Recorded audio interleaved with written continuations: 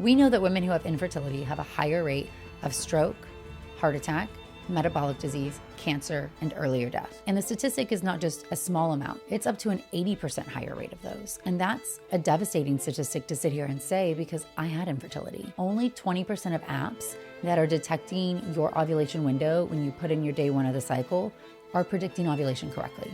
So they're getting it wrong the vast majority of the time. That's crazy. If you take NSAIDs like Aleve, Motrin, Advil, you will go through the hormonal changes of ovulation, but the follicle will not rupture or release an egg. So you cannot take those, or you should not be taking those around ovulation. I didn't know that. And that's crazy, right? If you're a single woman and you're young and you know you want children, is it better to freeze your eggs or better to go through an IVF cycle with a sperm donor? Oh, it's absolutely better to... Want to have a baby? Well, I'm about to share with you the biggest mistakes that women make when they're trying to get pregnant. And those mistakes start even earlier than when you start thinking about getting pregnant. I'm Dr. Rena Malik, urologist and pelvic surgeon, and welcome back to the Rena Malik MD podcast, your trusted guide for leveling up your health, sex life, and relationships with evidence-based tools. Today's guest is a good friend, Dr. Natalie Crawford. She is a double board certified obstetrician and gynecologist with fellowship training in reproductive endocrinology and infertility. She specializes in women's fertility, including PCOS, endometriosis, and hormonal health. She also does in vitro fertilization and lifestyle optimization. She's a co-founder of 4 Hour Fertility in Austin, Texas. She's the host of the As a Woman podcast with over 5 million listeners and author of The Fertility Formula, a guide to hormones, inflammation reduction, and reproductive health. In our conversation, we are cutting through common myths about birth control, fertility, hormone tracking, and the surprising red flags your cycle might tell you long before you're thinking about getting pregnant. We're also going to talk about AMH testing, testosterone trends, and 5 simple lifestyle changes that can dramatically impact your reproductive health. Your cycle could be telling you a lot more than you realize. Dr. Crawford, thank you so much for joining us. Thank you for having me. So I'm so excited to have you because fertility is a huge issue and I feel like it's becoming more and more prevalent. I'm seeing more and more of my own colleagues and friends struggling with it, and I'm hearing a lot more about it, which partially is because of social media, but also I think it's just so important to talk about because more and more people are deciding to have kids at later ages. That is true. And so are you seeing, is it a global phenomenon or maybe a developing world or non-developing world phenomenon that fertility rates are declining? Fertility rates are absolutely declining. When I first started being a fertility doctor, when I left fellowship over 10 years ago, the rate of infertility was 1 out of every 8 couples. And now in the United States specifically, it's 1 out of every 5. And in some countries it's worse. So that's crazy. In 1 decade, we've seen a huge shift in increasing the rate of infertility.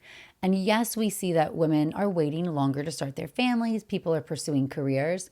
But even when we account for age and we take that out of the picture, we still see this global rise in the rate of infertility, meaning it's harder to get pregnant. And this is both male factors and female factors. So what countries have the lowest rates of fertility and which have the highest? So we tend to see that some of our developed nations actually have the worst fertility rates, which goes 2 ways. One, is it better reporting, so we're getting more accurate rate, or is it the modernization of the world and part of the chronic inflammation, the chronic disease rates are higher? Are we seeing that as well? Yeah, so obviously chronic disease, chronic, poor diets, obesity, all those things contribute to infertility. What about things in the environment? That are we being exposed to more microplastics and endocrine disrupting chemicals at a higher rate in the last, 50 years? Yeah, all of these things actually work together. And that's what's so hard if you're a patient sitting on the other end of this. If we use the sperm statistic, in 50 years, we've seen sperm counts decrease by 50%, and most rapidly in the past 20 years. In the same time, the world has become more industrialized. We have more toxins, more chemicals, but a lot of the mechanism for how some of these environmental chemicals actually impact fertility can be through chronic inflammation and disruption of the hypothalamic axis.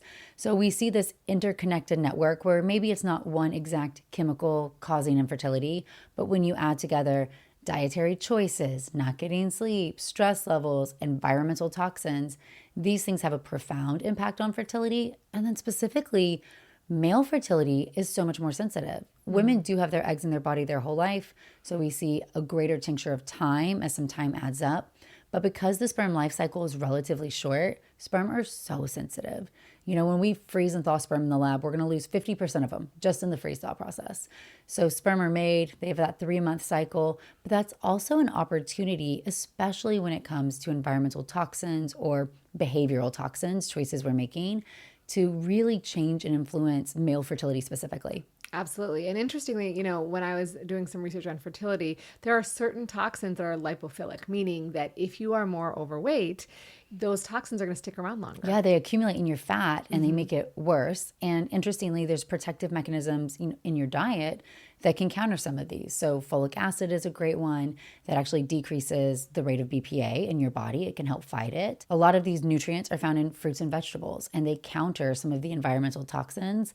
But you're right, a lot of these lipophilic ones make things even worse if you have other health problems as well. You know, it's interesting. I was talking to a patient the other day, and he came to me with his box of supplements, and literally a box.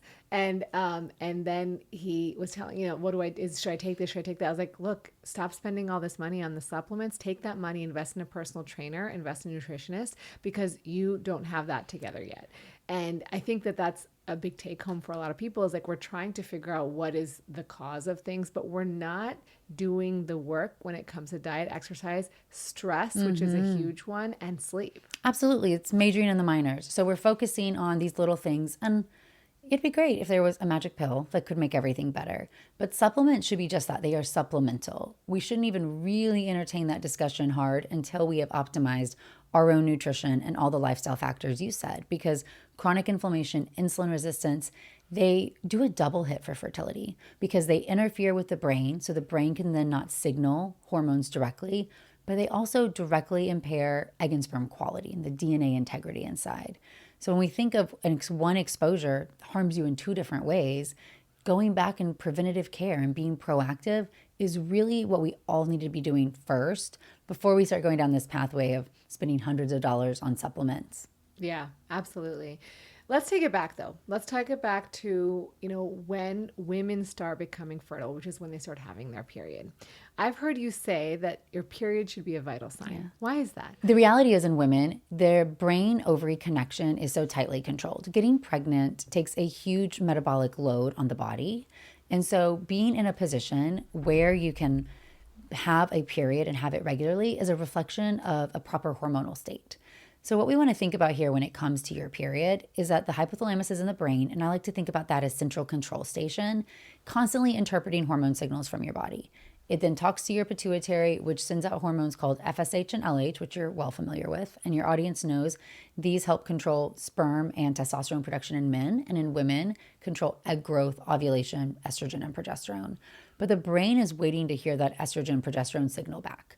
And so having a cycle at a regular, predictable interval, and more than a cycle, but also when you ovulate, how long each of these phases are, the follicular phase or the first half of the cycle, or the luteal phase or the back half, that is communicating back that everything is functioning properly. And it doesn't take much to throw the hypothalamus off. So it can be chronic inflammation, stress, low calorie intake, over-exercising, chronic disease, autoimmune disease. When the brain senses that maybe this isn't a great time for you to be pregnant, your protective mechanism is maybe not to ovulate. And for a long time, people think about this as an on-off switch, meaning, well, as long as I'm having periods, the switch is on and I'm fine. And if I'm not having periods, then the switch is off and that's a problem. And obviously, if the switch is off, it's a problem.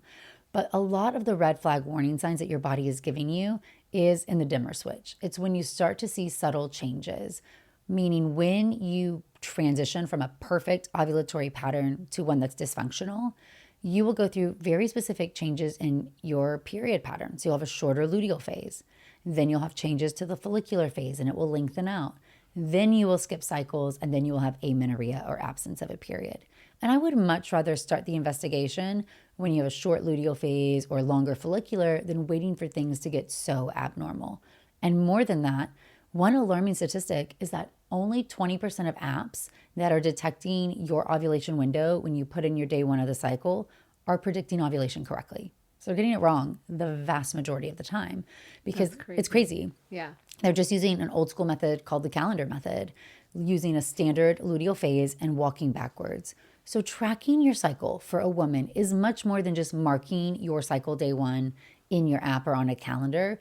It actually requires knowing when you ovulate. And knowing when you ovulate can be either through checking your basal body temperature, which is easier nowadays with wearables, cervical mucus monitoring, which is something that your body is going to change with your estrogen levels peak. You're going to have a change in your cervical mucus. It'll be sticky, stretchy, like an egg white. Or actually checking your urinary hormones like LH, which is an ovulation predicting kit. And LH is the hormone that causes you to ovulate. So if you can target when you're ovulating, then you have so much more knowledge and can leverage that period as a vital sign. But when did you learn to track your cycle? I mean, I don't even remember. Like, I don't think I just knew like, okay, it should be around the same day or every month. That's it. Yeah, we don't talk about this when we really have years of our reproductive life, well before we want to get pregnant, is the prime opportunity to say, well, what is normal for me? Is my cycle regular? How's my luteal phase? How's my follicular? When should you, if you're a young woman and you're not yet trying to conceive, outside of knowing that like, hey, my periods are not happening on a regular cycle, which is, I guess to some degree, obviously just like put it on a calendar, right? Or maybe I'm having really heavy periods. What are other red flags that like, hey, I need to pay attention? Absolutely. So what you already said, so absent or irregular periods. Right. If we have spotting in the luteal phase, so that second half of the cycle, if we're having spotting, 1 day of spotting before your period begins is normal, but more of that is not. And that can represent hormonal dysfunction or structural abnormalities. Heavy bleeding, like you talked about, you should never bleed through your clothes. Painful periods, especially those that keep you home from work or school or activities. If you would cancel going to a movie or dinner, not normal. If you have pain with intercourse and specifically with deeper penetration, then that can be a representation that inside anatomically things may not abnormal or have more inflammation. And then when it comes to the cycle itself, the luteal phase should be at least 11 days in length. So if we're less than that, then that's a short luteal phase.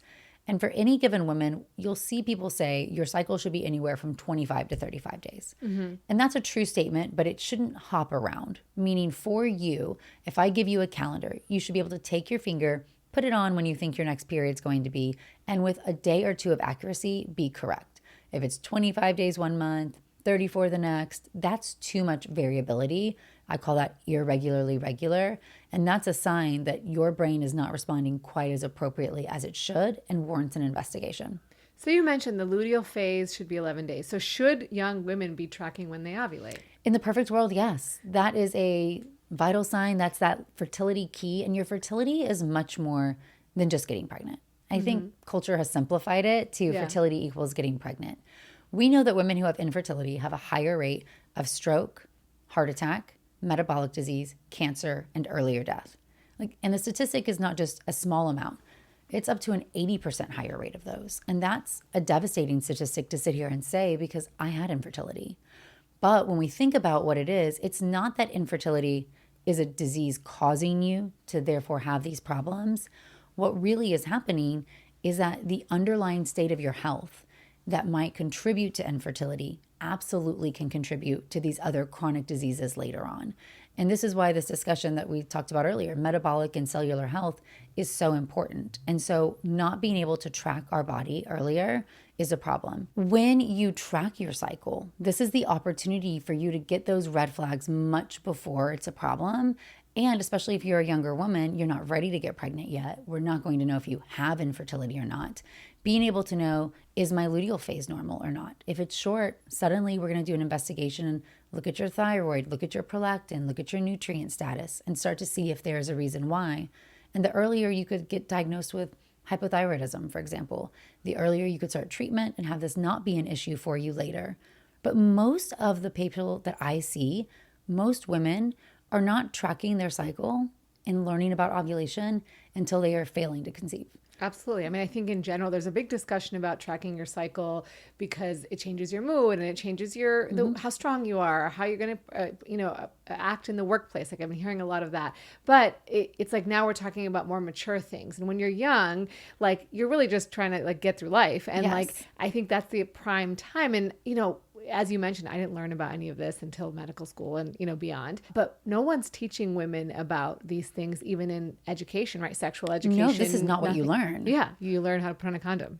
And to double down, it's not that there's anything wrong with birth control, but what's happening is women in these time period that's ideal to learn and say, what is normal for me? What is happening in my body? Are often put on hormonal contraception, therefore losing that vital sign. Yeah. And it's not that the birth control is causing harm or doing anything wrong, but you're losing an opportunity to know how your body is functioning. So I think there's one thing to say, be on birth control for a few years. I was on it for more than a decade. I don't have anything against it because it let me achieve big dreams when I wasn't ready to get pregnant. But in hindsight, I wish there'd been an opportunity where somebody had said, maybe you should come off of the pill for a few months and see how your cycle is and learn what normal is for you. Because learning all of that later on, when I had infertility, when I was struggling to get pregnant, trying to figure out what's my normal, when my doctor said, well, how long is your luteal phase normally?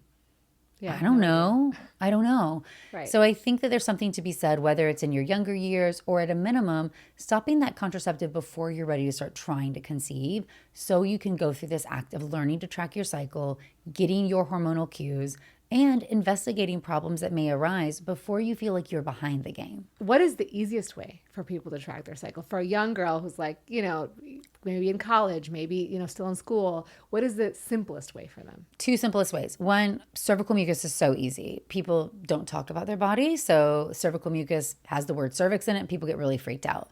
Your cervical mucus is protecting your uterus. So it's a barrier so that nothing can get in the uterine environment. Well, it wants sperm to get in around the time of ovulation. So your cervical mucus changes from being creamy or non-existent to being very sticky, stretchy with an egg white when estrogen's at its peak level. So when you notice your cervical mucus, and this just comes out of your body, you can wipe with toilet paper, look at it, it should be sticky, stretchy like an egg white. That is considered type 4 cervical mucus when you see it present. It's a sign of peak estrogen. Last day of type 4 cervical mucus is your ovulation day. So that doesn't require any apps, peeing on sticks, anything crazy from there. I will say, second, I'm a huge fan of wearables that do connect with an app because that's not just app-based technology, but they're leveraging basal body temperature. After you ovulate, your body makes progesterone. Progesterone raises your core body temperature by 0.4 degrees Fahrenheit. So if you detect this shift, you can confirm when ovulation happened. And a lot of the wearable technology is much more sensitive than any one-time thermometer use that we had in the past. So 10 years ago, I would have said, do not check BBT. It's too cumbersome and complex. But now with wearables, it's wear it and not think about it. So I love an Oura Ring with natural cycles. I think that's a really easy way to know what's happening with your body and not have to be thinking about it all of the time. Yeah, that's very helpful. You mentioned birth control, so I we got to did. talk about it. In my world, I would say that there are a small subset of women who, when they take oral contraceptives, their SHBG goes up, which is their sex hormone binding globulin, which makes their testosterone that's available lower. Yes. And can affect libido. Absolutely. And I think that's one thing that we don't counsel women on enough when we're starting them on birth control, right? Another sort of thing that is we have a lot to do, and I don't blame people. People are busy and they give the advice that they can, and it's a small subset of women that have this experience, but they're not counseled that, so they don't know now why their libido has all of a sudden plummeted. What are your thoughts on that? Well, you're absolutely right. Of course, there's a greater cultural issue here of going in with any of the above problems that we mentioned.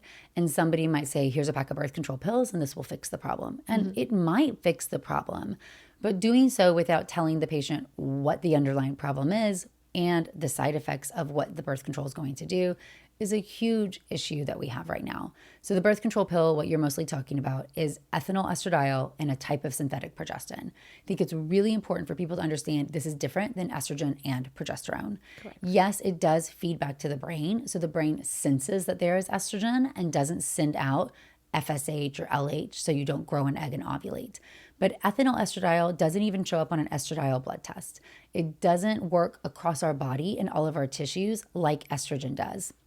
And to be even more specific, if I have a young woman who has hypothalamic amenorrhea, meaning her brain's sending out no hormones and she is low estrogen, even though the birth control pill is one available choice, putting her on actual estradiol is going to benefit her overall health much more, especially her bone health.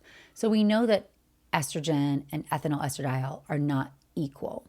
This is also really true when it comes to the tissue and the genitourinary tract. And so not just low libido, which due to part of what you said, due to decrease in testosterone, but also due to not having estrogen in the genital tissues, I will see women who have, really painful, they have a lot of vaginal dryness, they don't feel like they're as moist as they used to be. Sex becomes very uncomfortable. So not just so we're doubling low libido, plus the fact that it's now much more uncomfortable than it used to be. And you can see why, if you don't know that this could be due to the pill, you now think something's wrong with you. Yeah. And that's problematic. It doesn't mean that the pill is wrong, but I will counsel patients that this might happen. Maybe we need the pill for XYZ reason. You can minimize it some by depending on the type of birth control. So there are a lot of different strengths of estradiol or ethinyl estradiol, a lot of different types of progestin. Some of them work different. Some of them are more anti-androgenic than others. So you see even more profound changes to libido. I'll also sometimes add in vaginal estrogen on top of the pill if this is a problem. So we have options, but counseling people that this is a real side effect. It's not just in your head or a problem with you. You can explore other contraceptive options or modifications if being on an effective birth control is a goal right now. We want you to have that, but it doesn't mean that you should just suffer. The pill is not benign, just like no medicine is. Right. Any medication that we're taking is going to have some side effects. And certainly it's good to see a culture where we are starting to talk about this, hopefully without fear, so that women can feel empowered to ask the right questions and make the right choice for themselves. Absolutely. I think another big concern is that birth control can affect fertility. Yes. And you disclosed that you were on birth control for 10 years and you struggled with infertility. So I can just see people listening to this and oh, that's why. So let's set the record straight. Birth control, there's a lot of different types. So let's break down the different types. And before I dive into the statistics on them each, I think this is a really important analogy for people to understand. You're born with all the eggs you're ever going to have. And I want you to imagine them as in a vault inside your ovary. So from that vault, a group of eggs comes out of it every single month. Each egg grows inside a follicle. The brain sends out FSH, that follicle stimulating hormone that we talked about, which gets one egg to grow and develop. That one will ovulate. All the other eggs outside the vault die. Next month, another group comes out. When you have more eggs in the vault, more come out every month. When you have fewer eggs, or we start to get older, fewer eggs come out over month. So over time, we start to have less eggs in everybody and fewer eggs come out of the vault. Well, we can measure these eggs outside the vault, and that's called AMH. It's a blood test or with an ultrasound. Now, importantly, when it comes to birth control or being pregnant, being postpartum, you're losing eggs your entire life no matter what, even before you start your first period. Eggs are always coming out of the vault. Just in those time periods, the brain's not sending out FSH, so estrogen is not rising, you're not growing an egg, but all of the eggs that are sent out of the vault just die. And the next month, you have another group of them. So birth control doesn't save your eggs, nor does it cause you to run out of them at any faster rate. So no matter what the stimulus is, those eggs are coming out. The eggs are coming out. And when we do IVF or egg freezing, all we are trying to do is get that month's group of eggs to all grow. I can't tap into the vault. I can't get more of them. This is why we're somewhat limited by our own potential, by how many eggs that we have.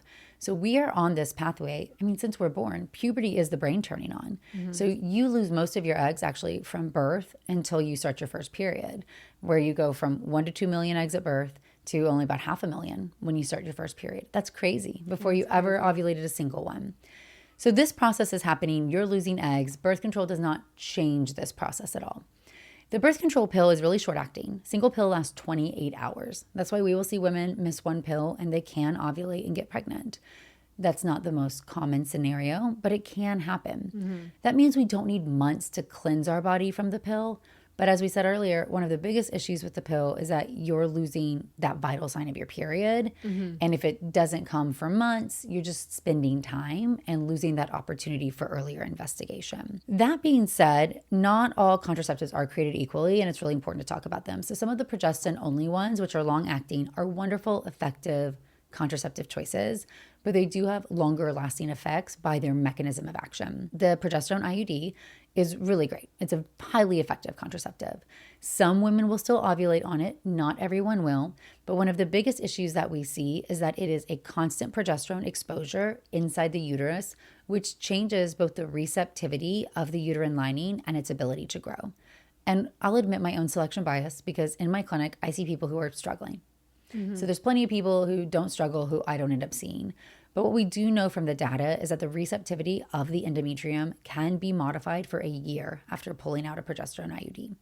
So even though we will sit here and say there's no higher rate of infertility, because infertility is the ability to get pregnant at a year, we can see some lower month-to-month pregnancy rates, especially in those first 6 months after you pull out an IUD. Also important, the Depo-Provera shot. It will prevent you from ovulating in almost all people for 3 months. So you get the shot every 3 months, highly effective contraceptive choice. But one single shot can prevent ovulation for 18 months. So if you got the shot, you didn't know this, and you think, well, I want to be pregnant in a year, you might not ovulate. And I've seen this happen to women who had no idea. So we definitely should not be doing the shot if we want to get pregnant anytime in the next 2 years. So I love long-acting contraceptive choices for certain stages of life, but I think it's really important to stop them or transition to shorter-acting ones as we are getting closer to our reproductive window and time to conceive. The last thing I do want to say here is that AMH is a hormone, anti-Mullerian hormone, made from the cells that surround each follicle. Each follicle is where the egg grows. So more eggs remaining, more eggs come out, you'll have more AMH. Now, these cells are active. This is a hormone that they're making, and they can get suppressed. So in prolonged periods of not ovulating, you might have a lower AMH if we are screening your AMH to say, I want to be pregnant someday, but not now. How many eggs do I have? If you are on hormonal contraceptive, it might be artificially lower. That's important. That's important. Can be up to 20 to 30% lower if you're on the continuous birth control pill. It can be 10% lower if you're on a progesterone IUD. So it doesn't mean that we don't check it or that we dismiss patients in that scenario. It also doesn't mean that I make all young women come off their contraception if they're happy. But if they're curious about their egg count, what I say is let's draw a value while you're on your contraceptive du jour. And if it comes back normal, we feel pretty reassured.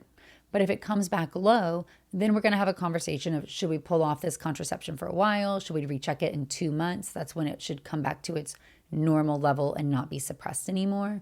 Or is this a real representation of our physiology and that we have a low egg count? That was the longest answer to no. Birth control in studies, if we look at that 12-month mark, doesn't impact your fertility.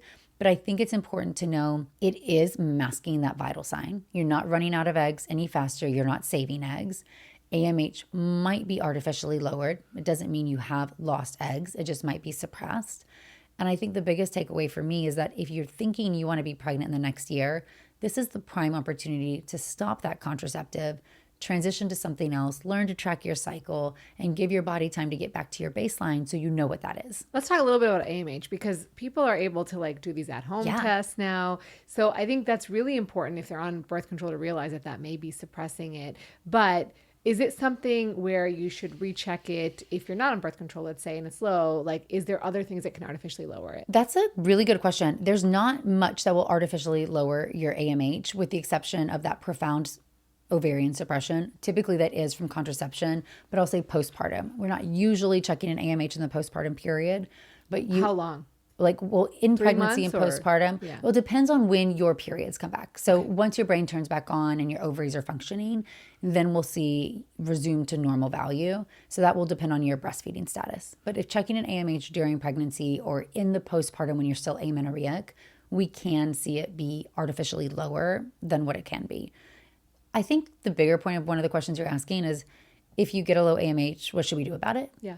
And that's a hard question in some way. The American College of OBGYN says you shouldn't even check it. You shouldn't even check it unless you have infertility. Do you agree with that? No, absolutely not. I think that's a very paternalistic, misogynistic statement because they're making the assumption that you can't handle the data and that it will be too overwhelming to your system. Two things can be true at one time, meaning if I take an average 30-year-old who has 20 eggs outside her vault, ovulates 1, 19 die, and her friend who has low AMH, who might have 10 eggs outside her vault, ovulate 1, 9 die. Well, on a month-to-month basis, they're both ovulating 1 egg, and if everything else is the same between them, they have the same month-to-month chance of getting pregnant. So this pulls into ACOG saying, not important. Causes stress, doesn't impact fertility. Sure. Although we know that it directly impacts time to menopause. A person with a lower AMH is going to have less reproductive lifespan. She has a lower egg count, will go into menopause earlier. We know that that might impact her family size. We know that she's going to get fewer eggs with egg freezing or IVF, might need more cycles. But also, more than that, why is her AMH low? Is it endometriosis, autoimmune disease? Is there an underlying reason that absolutely also impacts fertility? So I think it's a really simplified statement to say, AMH doesn't impact your fertility. I think it's a much more nuanced circumstance. And I also think that we shouldn't make the assumption that you wouldn't do anything about that data, because I've had women sit across from me who find out they have a low AMH. They use that data to change their plan. And you being the one to make that decision versus having time make it for you is extremely impactful and important for your life. You might say, I'll try to get pregnant faster. I mean, I have this partner, we were going to wait 5 more years because I'm chasing this dream, but I don't want to lose that opportunity because a child is a goal. So we're going to shift our timeline. Or you might say, maybe I'll freeze eggs or embryos if that's available to me so that I can hope to keep this reproductive door open. Or you might start to evaluate underlying causes. Maybe you change your lifestyle, decrease inflammation, get diagnosed with an autoimmune disease. The earlier we start making those changes, we both know the better for you. Or you might do nothing about it, but then you got to be the one to make the choice. And even when I sit across from women, hearing the data, having the investigation done, being the one to say, I don't want to freeze my eggs, I'm not ready to start trying, I don't have a partner, but I know that these things are open to me and this is where I sit. It's a part of our biology. We all will run out of eggs. At some point, our fertility will be finite. We won't have endless time. So I don't think it's right to say that you shouldn't be able to check that until you have infertility. In fact, I think it's completely wrong that we make women fail before they even qualify for fertility testing. If we go back to the beginning of the episode, we said the rates of infertility are rapidly rising. So in the world where infertility rates are increasing, women are waiting longer to get pregnant. We still want to sit here and say, you've got to fail for 12 months before I'll even draw a blood test. 12 months is too long. Wild. It's too wild to me. Especially the reproductive years. It's too long. Yeah. You know, in men, we say sperm health is a biomarker of your overall health. And Yes. you've alluded to the same thing for women. Fertility and periods are a biomarker of health, right? That this is a window into your overall health. Obviously, periods is one. Is AMH sort of, can we look at it in the same way as like, hey, this is a simple blood test that you can do that might actually give you some insight into your overall health? Like if it's low, it could be a sign. Absolutely. I think it's a really important test that women should get in their 20s if they want to have kids one day. We don't have the great answer for what cadence should you check it and what does that mean? Because it does vary month to month. Your body is not perfect. So if I say 20 eggs outside the vault would be average for your age, might be 21 month, then 17, 22, and I would get a different AMH if I checked it all of those months. Mm-hmm. But that doesn't mean that the data is not extremely impactful. And to your point, a normal AMH doesn't mean you'll be fertile, doesn't mean you'll have no problems. Fertility is much more complex than that. But a low AMH is absolutely a red flag that something is not functioning as it should. And if we start viewing these different biomarkers as the opportunity for you to take that control over your health, to make changes and learn more at an earlier stage, I do not believe that physicians, that our job is to be the gatekeeper of data about your body. I agree. In fact, in today's world, I think we deserve more data about our body. And especially if it's a blood test, there's definitely data that's hard to achieve. Endometrial biopsies. I can't see egg quality till I take your eggs out of your body, and IVF or egg freezing. So there's so much data for women that's really tough to get. Testing blood is not that. So I will push back a little bit because there's this emergence of like Dutch testing and where they're checking your hormones every single day for a month, right? Is that too much data, right? Are we giving people so much data that they're overwhelmed? You know, I think valid data is really important. So the Dutch test, for example, is salivary-based testing, and it's not as, let me reset. The Dutch test, for example, is not validated to be a good replication of your serum hormone levels. And that's one of the issues with it. Mm-hmm. So when we are trying to say what data is helpful and what data is not helpful, I think it's really important that valid data is where we're going. And this is prevalent in the fertility industry, right? There's a lot of tech, a lot of money that is coming into the space. So we are seeing a lot of testing rolled out, a lot of direct-to-consumer tests, a lot of fertility clinics offering things that are not proven to be valid. That's different than saying we're going to get, blood markers done, or once a year get a blood panel, or I have something wrong with me, I'm not feeling well, or my periods are irregular, and getting a blood panel done for some of that. And if you want to be pregnant similarly, I think men should get a semen analysis before they're 12 months in. I think it's crazy. So it's so simple. Yeah, so simple. I think there's an individualized response to, Rena, to your question, meaning everybody's wired a little different, and we should never let data put us in a stressful position. Well, I think that's the issue, is that I think it causes stress whether you want it to or not. Because if you get your blood test done every single day, right? Let's just say let's just say for you get a good validated. Probably shouldn't do that, but yeah, shouldn't let's do that. just But say you let's do just that. say somebody's like, You could go to Quest and get that done every day. You could get your hormones done every single day for 28 days, 30 days, whatever your cycle length is, and then you get all this data and you track it. And now you're like, oh, this one lab doesn't look perfect, or this doesn't rise the way it looks like on the textbook that I Googled, right? And now we're creating more anxiety and stress, whether we want to or not, right? So I think that's the challenge. That's the pushback, is that, yes, I think these things should be done under supervision with someone who can guide you, who can talk to you about these tests. Whereas like more and more things you're able to do by yourself. And you kind of alluded to that, right? That is not always the best quality. Now, some home tests are great, right? They are as good or close enough that you can do them at home and they're good, but it's difficult for the average person to figure that out. Yeah, and I think when you talk about daily hormone tracking versus checking biomarkers, we're really talking about different ballgames there. There are urinary-based daily hormone trackers that sometimes can be helpful. I think the important thing for your hormones, it is a complex dynamic system. By definition, it's meant to change and respond in accordance to the world around you. And that can sometimes be very hard to understand, whether it's a CGM or a urinary-based hormone monitoring system that you're doing. And that is why having a physician or a provider that you really trust overseeing your care, who's willing to look at some of that data and help you interpret it versus going down a rabbit hole, can also be very useful. Yeah. And I'll be honest, I think people can also use that data in a negative way, right? They'll be like, oh, this is you're messed up, right? You go to the wrong person, whether it's a medical person or not, right? Because there's lots of different people out there, and they can use that data to show you like, oh my God, you got to do all these 10 things that I'm offering. And so there's a challenge there. And I don't know the right answer. I'm just trying to have a discussion here, because I think these are real challenges that people are facing. So Rena, I'll give you an example of a couple that I saw. So a real life couple, and they didn't come to me first. So they went to a, air quote, hormone expert. So they went to a hormone expert in town. I live in Austin, super granola, quite common. They had been struggling to get pregnant for 9 months, went in, they both had big blood panels drawn. She was told that she was estrogen dominant and that she needed daily progesterone, and that it's not good to be estrogen dominant, and this was preventing her from getting pregnant. So she was put on a compounded daily progesterone. Well, her labs were checked in the follicular phase. So the follicular phase is a naturally estrogen dominant. You haven't ovulated yet. Your progesterone should be low. And if we do supplement women with progesterone, we only do it after ovulation is confirmed to occur. So she was essentially put on birth control, being on daily progesterone, because progesterone opens and closes the implantation window. And this, to your point, wasn't even at-home testing. This was with a provider who didn't fully understand hormones.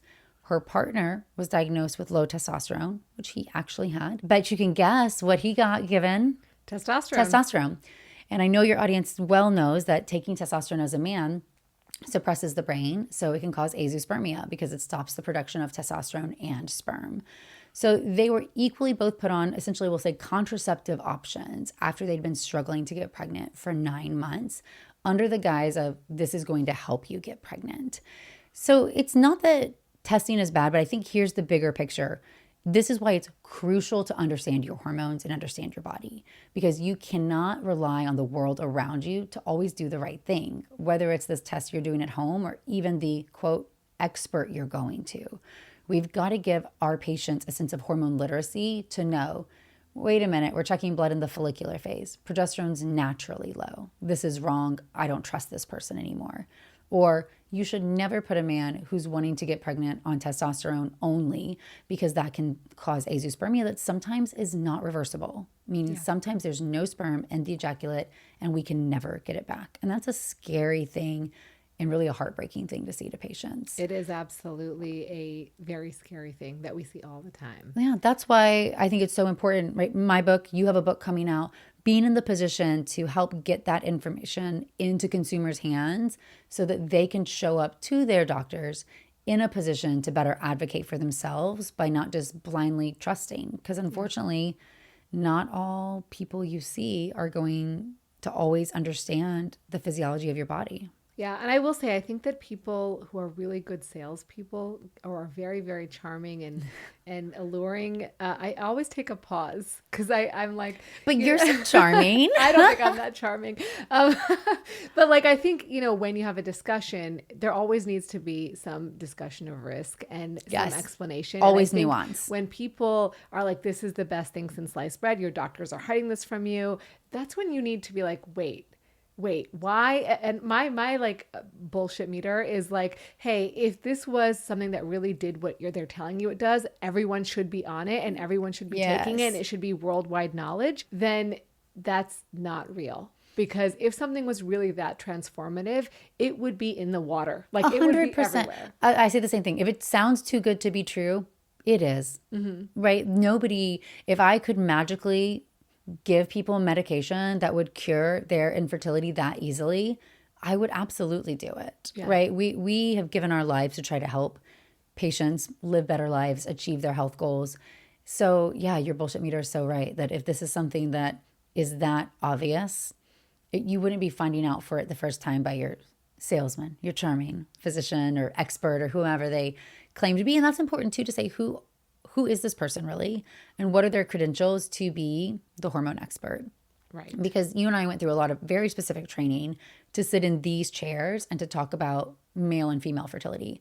Yet there are a lot of people who don't have that training, therefore don't have all the knowledge. And it's not that they're all inherently bad, but you do deserve to know who you are seeing and if they are qualified to give the advice they are giving. Absolutely. What are some things that, back to fertility, things that like simple things that women aren't doing that could actually enhance their fertility? Okay, I call these my 5 non-negotiables because this is all coming back to the idea that every single day there are decisions we make, whether we realize it or not, that are either increasing our inflammatory burden or they are improving it. And what I want to say before I dive into them very quickly is that the inflammatory system is tightly linked to reproduction. So acute inflammation is your body getting a cut, healing from that.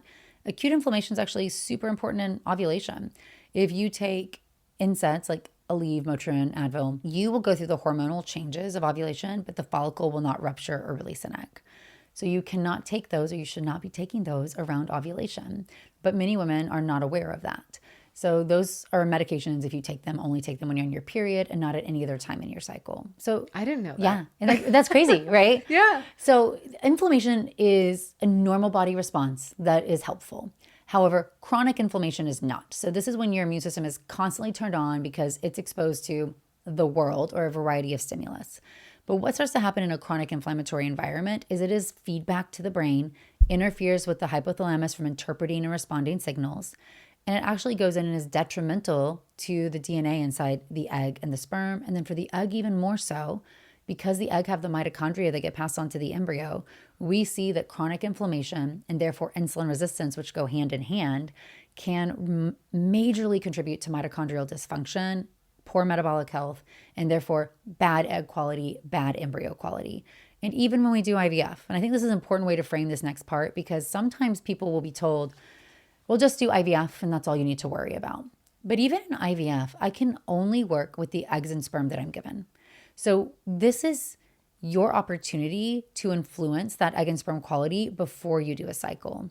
And I think it's so sad when people go through IVF, which is expensive, takes time, it's emotionally, physically challenging, only then to have a suboptimal result and start down this pathway of, well, what can I do? Maybe it's egg or sperm quality. You should go focus on these factors. We should be doing these before we want to get pregnant, while we're trying, if we're going through fertility treatments, because as a human, you deserve to go into this saying, I'm doing everything I can. I can't control every outcome, but just like any goal you're chasing, I'm going to learn about it. I'm going to know how to advocate for myself, and I'm going to know that I'm bringing my best to the table that's possible. So a lot of these simple things that you can do all counter back to trying to decrease inflammation and insulin resistance. So what are they? Number one thing is sleep. So, it's not sexy, but only 2/3 of US adults get more than 6 hours of sleep.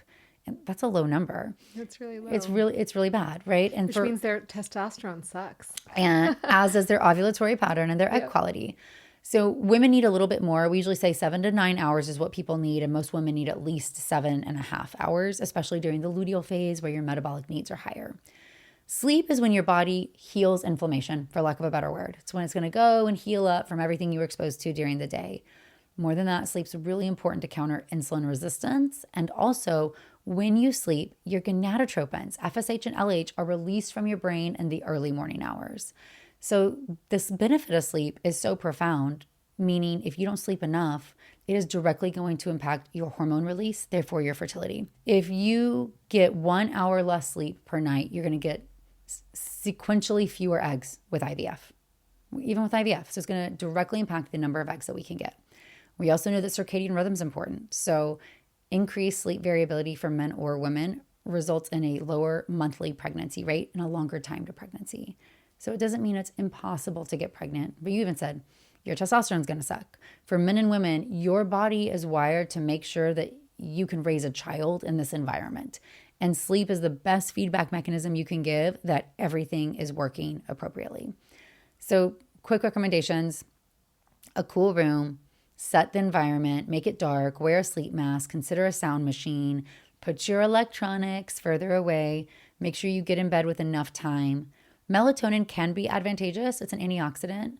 IVF studies have even shown that utilizing melatonin has been improved egg quality. Everybody doesn't need melatonin, and it's not a more is more medication because it can suppress the brain. So I typically recommend people start with 1 milligram and at most 3 milligrams a night if you're going to try melatonin. But I will just add about melatonin. There's some data that melatonin, when you look at the labels on supplements versus what's in the supplement, is extremely variable. So definitely, if you decide to use melatonin, if that's right for you, make sure you're getting a supplement that shows third-party testing, that is reliable. You know, I don't know all the data on melatonin, but I do know that. Yeah, I'll give a plug because I'm a medical advisor for Supco, which is a company that you can look up the supplements you're taking and you can see their scores. They independently test them. They give you all of that information. So if you're just trying to say which one might be better or it's less quality, you can investigate that on your own because it is tough when it comes to supplements, as we said earlier. I think one of the biggest things that I see with sleep, I'll be interested to see what you say, is partner discordance. One person goes to sleep, sets the stage, goes to bed, and the partner jumps in bed 3 hours later. Usually this is the woman going to bed earlier. The man is coming in later saying, I'm a night owl, but that's very disruptive to both people's sleep patterns to not be sleeping together. Well, I will say, I just had a patient the other day who her husband wears a sleep mask and every time he moves, it makes noise. So her sleep is terrible. And I find that sleep divorce, which is a term, actually benefits those couples because they both sleep better and then they can be together and still have time for intimacy. But it's like when you're in bed together, you know that that's like sort of on the table. Whereas when you go to sleep, like you sleep and you're not bothered and you have better quality sleep and then you're happier and you're more, then your libido's better. Then your whole relationship's better. Everything is better when you sleep better. So I think that it is something people do and they sort of are embarrassed about it. They hide, we sleep separately. Yeah. It's okay. If you need to sleep separately, by all means, sleep separately. Like when I was a resident and my husband was not, I would sleep in the basement because he would wake up every time my pager went off. Oh. And he was a light sleeper. And I was like, okay, I'll just sleep separate when I'm on call. And for me, I would fall right back asleep. It wasn't an issue, but like you have to do that sometimes and that's okay. It doesn't mean that you don't love each other. Like you don't have to sleep in the same bed. Yeah, I think we just sat here and said sleep number one. First place you should start to move the needle. It doesn't cost money. It's a behavioral change. And it's that important that if you have to remove yourself or your partner or create a different environment, it's that important to your health, your hormones, your fertility right now, but also your long-term health in the future. It's truly one thing that our bodies need. And I can't even believe that, I used to wear that like honor badge. Like, I only need 5 hours of sleep. Oh my God, we all did. Oh, we all did. It was just, I look back on that, like, how did I even function? Because now if I don't get enough sleep, I feel terrible the next day. From sleep, I always say the next two pillars are going to be muscle, movement and muscle, and then also how we manage stress. And for both of these, I'd like to give the fastest explanation possible for insulin resistance, if I can. Sure. Okay, so you eat food. Food gets broken down into its different molecules. Glucose is the fuel for your cells. So you eat, glucose is in your blood because it gets broken down from your food, and your pancreas is going to send out insulin. Insulin is a hormone, and what it does is I like to think about it like a salesman, going up to the cell, knocking on the door, allowing glucose to go in. So when life is functioning perfectly, Glucose levels rise, insulin comes out, knocks on the door, glucose goes in, they both lower, la-ti-da, you go back. For a variety of different reasons, what starts to happen with insulin resistance, glucose levels in the blood get higher. And therefore, insulin is released more and more frequently. And this is the really terrible analogy that I like. What are you going to do if a salesman comes to your door every single day? You're going to stop opening the door. You're going to stop opening the door. So when you stop opening the door, this is what's happening in your cell, saying, no, thank you. Like, I've seen you before, insulin. I'm not going to open the door. Well, inside your cell, it's really hungry because it's not getting the glucose that it needs. And so then a process starts where the glycogen, or the storage in your liver, starts to break down and more glucose gets into your blood. And then more insulin is released. And then insulin's like the salesman banging on the door. So finally, cell opens it, allowing the glucose to go in. And that's insulin resistance. It takes a much higher insulin level in order to get the cell the glucose that it needs. Yet high insulin, as you know, is a growth factor. So it's causing fat distribution in our abdomen, more inflammation, and even more than that, in the ovary specifically, insulin resistance changes the ovarian response to FSH and LH. It's directly toxic to mitochondrial function and to egg quality. So we see this direct relationship between insulin resistance and reproductive outcomes. Higher rates of recurrent pregnancy loss, poor outcomes with IVF cycles, and that's even in patients who don't have PCOS. All of that to be said, when it comes to muscle, a lot of times I get asked about exercise, and we grew up in a culture or a timeline where exercise was to look a certain way, to achieve a certain aesthetic. Mm-hmm. And even the medical recommendations were so cardio focused for so many people. But if we simply want to look at fertility and hormone health, building and using skeletal muscle is one of the best things you can do. This is for men and for women. Inside your muscle is a transporter called GLUT4, but what I like to think about it is the key to the door, meaning glucose no longer needs insulin to get into the cell when you are using that skeletal muscle. Glucose can easily get in, therefore glucose lowers, insulin lowers, and you can break this cycle of what's happening. So movement, you should lift weights, build muscle 3 times a week if you're a woman at all stages of reproductive life. So you don't want to be pregnant yet, you're young, 3 times a week. If you are trying to get pregnant, if you're going through fertility treatments, if you are pregnant, when you're cleared postpartum, when you're in perimenopause, this should be the core of what we do, because using that muscle is going to be key, and we've got to build it to use it to its full potential. That doesn't mean that other activity is not helpful, but that's something that I didn't learn till much later. That wasn't explained to me in that way when we were in medical training.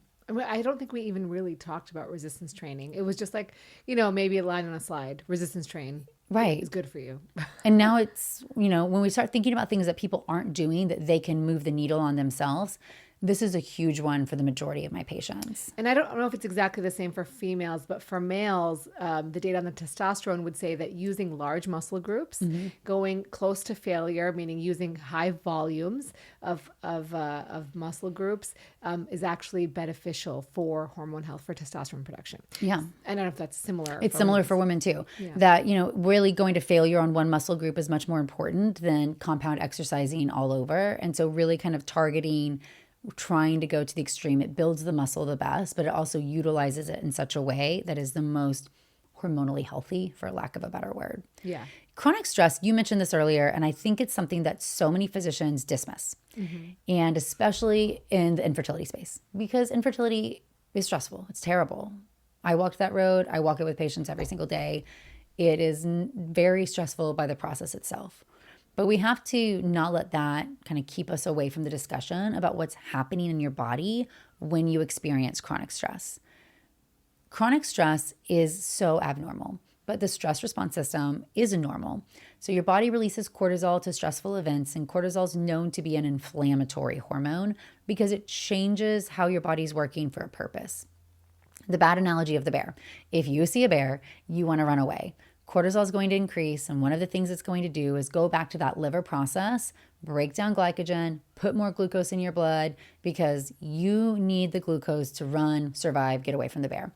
And if we did run from the bear, all that glucose would get used up by our skeletal muscle. It would go back to normal. We would recover and get back to homeostasis or baseline. But that's not what causes us to be stressed nowadays. It's not bears. It is having a bad conversation, it's a work meeting, it's a bad doctor's appointment, it's an email, doom scrolling. We're sitting here and we experience chronic stress. So our bodies raise our cortisol, we feel it, glucose goes into our bloodstream. But then what do we do? What do most people do? They stress, eat. More. Right? Or they stress in a They different, they do some maladaptive behavior. And do they stress, eat, they drink, they look on their phone more. Like, we worsen this process because we don't understand truly what's happening inside our body when we're feeling this way. And we're searching for some short-term, dopamine hit to make us feel better, because being stressed is not a good way to feel. Well, the advice of just don't stress about being stressed is so passive aggressive. I can't even handle it. But let's just say a few different things. I like to think about this 3. Yes, when it comes to stress, cultivating a life that has less unneeded stress is going to be important. Whether this is cutting out toxic people, saying no to things, how you schedule your day, we should always pay attention to that. But that's not the only answer. 2 is going to be moments where you give your body release from that cortisol. 20 minutes a day, if you can, is going to be ideal to reset the system and make it more sensitive. You and I are wired really differently, so this is probably different things, but it can be going outside, journaling, meditation, mindfulness, acupuncture, yoga, therapy. It doesn't really matter. All of those things. Yeah. Exactly. So having moments to let the cortisol drop without your phone is going to be really important to build into your day. And I like the mindset of the world is stressful. So what can I do about this? Let me kind of build in those protective mechanisms, because I will encounter stress today. But 3rd, and probably most important, is when we do encounter those stressful situations that are pushing us over the edge, we should think about how our body works and fight to get back to baseline. So instead of stress eating Sour Patch Kids, we should go for a 5-minute walk or do squats in place. Understanding that glucose has just been shoved into your bloodstream and then allowing you the opportunity to try to use it up to recover from this stressful event is going to make you feel better the fastest. Yet we don't really hear that advice for dealing with these acute stressful interactions. So when we think about these 3 things, sleep, stress, exercise, they really all work together to fight against this chronic inflammatory burden and lower that down so that your body has more resilience in the day-to-day encounters. And then the next 2 buckets are going to be the foods that you eat and the toxins that you're exposed to. What is the optimal diet for fertility? I think the optimal diet is obviously when there's mostly going to be whole foods that are unprocessed. The number one most important thing is going to be high in fruits and vegetables. They're high in fiber, high in nutrients. From fertility studies, couples who ate more servings of fruits and vegetables got pregnant faster, had better egg and sperm quality, had less miscarriage rate. But we see a lot of people maybe not eating very much fruit or being very selective about what they are eating. So I don't restrict any types of fruits and vegetables. 2 servings at every mealtime is going to be the fertility recommendation. That's what should go on your plate first. From there, we want to build it out with things that are less processed. And I'll admit some of the nuance here. Fertility studies group all foods together. So if we look at red meat, for example, they're putting a grass-fed steak and a hot dog in the same category. And then they look at what's called quartiles for a lot of nutrition studies, right? So people, they put them into groups, lowest exposure, highest quartile of exposure, and then they compare those 2 groups. And we're trying to see an effect, but sometimes it might be overemphasizing one without understanding the nuance of everything in that category not the same. Yeah. But the red meat data for fertility tells us that if you consume the highest quartile of red meat, you have fewer embryos develop with IVF, and you have an increased stage of endometriosis going to laparoscopy. We also see that for every serving of meat that a plant-based protein is put in place of an animal-based protein, women ovulated better and had higher fertility rates. So I think that a diverse diet is going to be the key here. We really want to make sure we are incorporating some of those plant-based protein options, beans, lentils. Those have great fiber benefits as well. Fiber is the food for your gut microbiome, and your gut is your first line of defense. So in the gut, if you are eating foods that do not have fiber, you are not supporting your gut microbiome. This there worsens inflammation for the very shortest one sentence of what the gut microbiome does. And puts you at risk for colon cancer. It does. And this is my biggest concern with people who do very extreme diets is they don't get enough fiber. Yeah. I mean, we're really worried about the carnivore diet, for example, because it is so low fiber. It does, if we're looking through the globe of fertility, the gut microbiome is really important in estrogen metabolism, hormone signaling. It's its own endocrine system. But we are living in a colon cancer crisis right now, right? And yet we're also seeing a lot of people eating well under the fiber recommendation. So I think it's important for people to know that, animal meat does not have fiber in it. It doesn't mean that it's bad for you, but it does mean that having good fiber sources is important, and having a diverse diet is really advantageous. Fish up to 3 times a week. It is a really great, source of omega-3 fatty acids. Eggs look relatively neutral on the inflammatory scale, but they have some really great nutrients in them, choline, B12, that can be really helpful, especially for people who are vegetarian. So recommend those. The dairy data is whole fat dairy in limited amounts, not skim, because it's more processed and you're losing some of the nutritional benefit from it. But just like we're seeing across the board, we want to limit sugar, added sugars, non-nutritive sugars. We want to limit the ultra-processed foods. It's not that it's a never, but those things should not be consumed on a day-to-day basis. And the way I frame it for my patients is your day-to-day, you should be eating lots of diversity, lots of whole foods, things that are less processed. We really want to try to eat the rainbow, really improving that fiber, because fiber is going to fight inflammation the best. And then we're able to have more resilience and recover if you want to eat cake at dinner at this special occasion. But when we're constantly eating those type of foods, it's increasing that inflammatory burden. Your glucose level in your blood, that glycemic index is going to be elevated. More insulin will be released. It's going to be very hard to break the system if we are not really focusing on our dietary change and optimizing that on a day-to-day. So we want to make the majority of the choices that we do in the best way that we can. It's not that every decision has to be perfect. And I really want to get people away from this is the diet for fertility, because that seems like a short-term thing. Yet everything I'm sitting here saying, I know you recommend also, because this is an anti-inflammatory diet. This is the best for your body's health, for hormonal health. And it makes sense, because if fertility is a health marker, then of course the diet recommended is going to be the one that's going to decrease inflammation and insulin resistance and help your cells at a metabolic level the most. Yeah, and I would say that a low-fat diet is also not necessarily. We were raised in this era of low-fat diets being very important, but having a diet that has some healthy fats is actually very, at least for male fertility, very beneficial. Cholesterol is the backbone for all sex steroid hormones. So absolutely, we need fat. We love to see it from olive oil, nuts, avocados. Healthy fats are an amazing source of that cholesterol backbone, but your body cannot make progesterone if you don't have enough cholesterol in your diet. Absolutely. Yeah.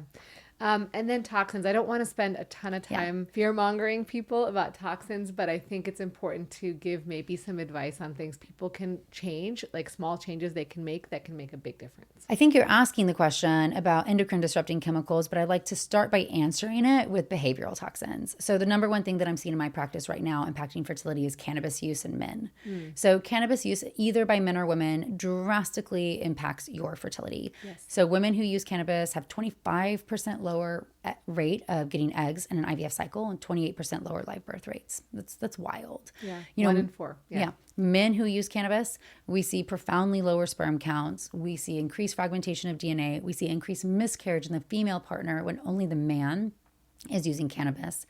And so this is a modifiable factor that's been normalized by society. Yes. So just because something is normalized or socially acceptable does not mean it's healthy. And there's a lot of people who think that it's healthier than alcohol or healthier than other behaviors, but it's quite detrimental. So I'm really want to give that plea that I think it's so important that we look at these behavioral toxins. Alcohol is not helpful either. It causes chronic inflammation and insulin resistance. Smoking cigarettes obviously can be detrimental to hormonal health across the board, but these behavioral toxins we have to include in the discussion. To the question you actually asked me, to endocrine disrupting chemicals, these are chemicals that directly impact our endocrine system. They both cause chronic inflammation. They harm the gut. They cause increased gut permeability, but they also can impact different endocrine organs. And they all work a little different, but it can be your thyroid, your brain, your ovaries. So when we think about endocrine disruptors, the big categories here are going to be paying attention to what's happening in your kitchen, the food you eat, and the products in your bathroom. And again, the adage here is the things that you use most commonly. the things you use every day. That's really what I want you to start to pay attention to. So your favorite water bottle should not be plastic. We really should remove plastic from the kitchen. Plastic should never get heated up in the microwave or the dishwasher. So we really want to be looking at different options to put our food in, both for storage and consumption. A big one right now is everybody DoorDashes food, right? It can really be an easy option in a busy life, but that is usually coming in to-go containers that can be full of different toxins, and you can't change what they're putting it in. But what you can do is if it comes to your house and you're not ready to eat it, don't eat it out of the takeout container. I know we often want to save dishes, but put it onto a plate. If you're not eating it yet, put it into another dish if you're going to put it into the oven, so you can at least reduce that exposure. And then back to a lot of our processed foods, a lot of them are put into packaging that actually has a lot of these endocrine disruptors in them. So even healthy foods, in quotes, protein bars and things like that, the packaging is not always the best. So whenever possible, you should be relying on, whole foods as opposed to those that are processed and packaged, and leaving the protein bar for when you have to have it because you're traveling or you're on the go. But when you're in your house, that should not be what you are leaning on, because you have a refrigerator and a pantry and options for more food. And then for your bathroom products, this is so nuanced. In the book, I have a whole chart to make it easy, but don't obsess over the things you rarely use. Meaning you have a special perfume you use once a month. Like, I'm well less concerned about that than the shampoo or the body lotion you're putting all over your body. And yet it's really hard when it comes to products because we have ones we like and our body reacts different, our skin reacts different. So take the time to figure out, like, one runs out, it can be expensive. Take the time to figure out what you want to replace it with. You can go to the environmental working group and look at Skin Deep, and you can put in your product and see. So just start by knowledge. Does the thing that I currently like, does that contain chemicals that can be impacting my hormonal system and my health? You search it up and it does. Okay, we'll flag it. When it's out, now it's trying to change that one, and you have the opportunity to research and figure out a better one. And the last thing I want to say here is that fragrance-free is different than unscented. Yeah. Okay.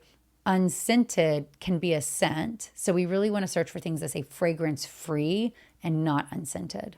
Yeah, it's very complex. We had a chemist on the podcast once, and basically she's like, a lot of these large companies, they do, tons of testing on their products, but also even the packaging is in. So when people try to transfer it to another package, they're actually destabilizing, or potentially, like, maybe it's light sensitive, or maybe whatever the case may be. So interesting. And so keeping it in the packaging it comes in is actually safer for the product and for you, because you're using the product all over you. And two, some of these, like, things that you put in the products in, they're flagging things that are not really toxic, like a scent, not necessarily toxic, but depends on what it is, right? And so I think it's really, it's thoughtful to think about, but I would generally recommend safer to buy from larger companies, because they will do a lot more extensive studies on these products. They have more resources. Yeah, they have more resources, whereas a smaller company may not do as many, and there's less regulation, in that space. That's a really good thing, and it's tough. So we acknowledge that there's a 0% way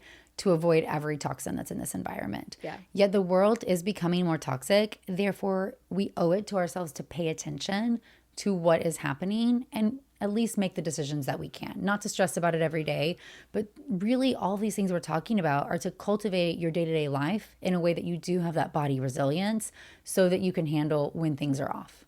Absolutely. I want to talk about something important that I've been seeing a lot of. So a lot of women are now taking testosterone for the purposes of increasing libido, or they've heard that it may be beneficial for other purposes. Right now, it's only off-label for low desire in postmenopausal women.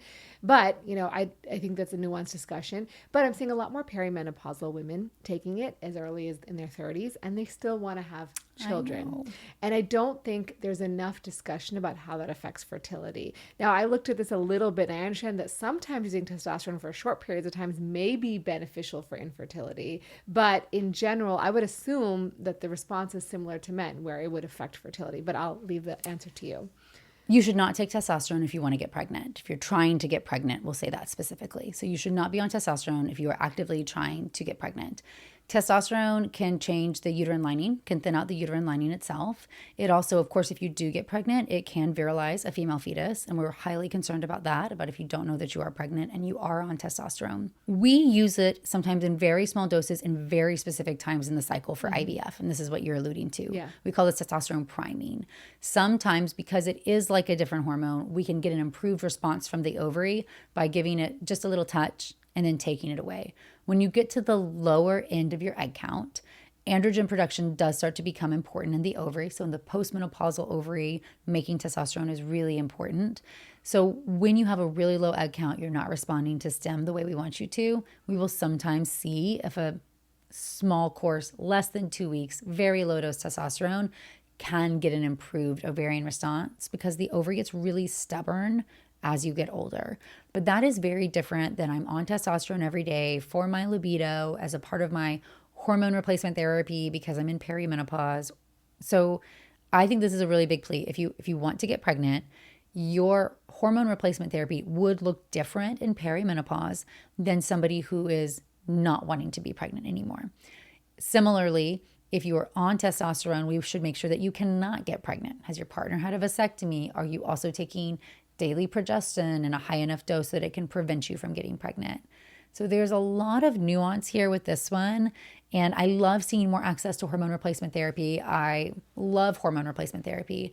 But I think that's a really big thing as an individual woman. We have to know, I've seen really young women place on testosterone. Mm-hmm. It's also, as you know, in women, not an easy thing because some of the side effects from testosterone can be quite problematic. And given at too high a dose, some of them are irreversible, like clitoromegaly. Yeah. So we want to and voice deepening, and we tend not to see those when used appropriately, but not all hormone experts are equal. And I would say there are women getting pellets implanted. Oh, I hate pellets. And pellets will last for a prolonged period of time, and there's higher risk of getting those side effects because you can't control the dosing. Exactly. I think there are people who like pellets and who have benefited from them, and I think this was really in the era before HRT became more accessible with what we see now.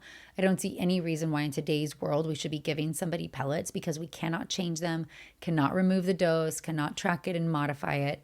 I've had young women go to some of these providers, get pellets, and do not ovulate, obviously. And then we are following their hormone levels to try to figure out when they get low enough for us to try to get them to ovulate. And it can take months and months and months. So I absolutely would say that that's a red flag in today's world. If somebody's trying to give you pellets, there are better and more available options for HRT if you're in your perimenopausal years or still want to conceive. If some women right now who are listening are on testosterone and didn't know, because I actually had somebody reach out to me and they said, well, I've heard that transdermal testosterone is okay. And I said, no, not necessarily. They're all doing the same thing, right? I understand hormone therapy that giving estrogen, progesterone, transdermal is safer for side effects. And that may be true for testosterone, though we haven't necessarily, it depends on the side effect you're looking at. But in terms of how it functions in the body, your body still sees it as testosterone. Yes. So I think it's really important for anyone listening, if they're on it right now, even if it's just daily transdermal testosterone, what should they do if they're on daily testosterone right now in terms of fertility, if they still want to get pregnant? So absolutely, one, we should find a provider who understands this, who can help you navigate it. Two, you should stop testosterone. A lot of these people, if they're still symptomatic, would benefit from just a higher estrogen dose. If you are trying to get pregnant via fertility treatments, it's a little bit different story than if you are in the camp that I usually see, which is I'm perimenopausal, I'm symptomatic, but if I ovulated and we got pregnant, I still want to have a baby, like trying naturally. Hormone replacement therapy has to be very different in that situation, meaning we have to give low enough estrogen so that we don't prevent the brain from sending out FSH because estrogen talks back to the brain. If I put you on high enough estrogen levels, you will not ovulate. We utilize that to our benefit at times. So I have to give you low enough doses so I'm just raising your estrogen baseline without suppressing the hypothalamic origin. So that's difficult. Mm-hmm. And then I cannot give you daily progesterone. I have to give you progesterone after a confirmed ovulation.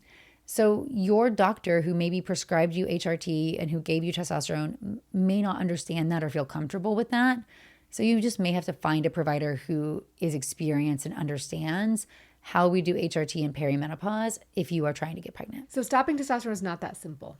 Right. Women are usually at lower doses, so correct, it's not they're quite at lower a big deal. doses, but when you stop it, you're going to feel bad because for a short time. Yeah, I take men off it all the time. They get really mad at me. It's really miserable. So in men, we will often do things to bridge the gap. So try Clomid or HCG. Is there anything like that for women so they don't feel so crummy when their body is starting to sort of make its own testosterone because it's sort of been shut off? Yeah, usually you can change the ratio and give a little bit more estrogen while you're coming off the testosterone. I've not seen anybody who's on T alone who's not also on estrogen or progesterone therapy. I think that would be a very interesting HRT regimen for somebody in the perimenopausal year time frame. But that would be an option. And if you're not on estrogen, then to swap it out to see if that can alleviate some of the symptoms that you might potentially be having. I guess I'm saying if you're taking it for, let's say, low desire, you may just be just on testosterone. You may not be on estrogen progesterone because you're not having other symptoms. I mean, estrogen will help low desire for most women who are also having it too. So it's often a safer option in this perimenopausal time frame. I think we see a lot of postmenopausal women who are trying to avoid estrogen and they're just on testosterone.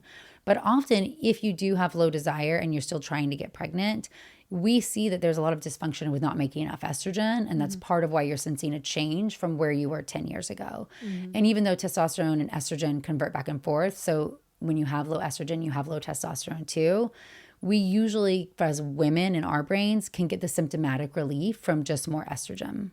Got it.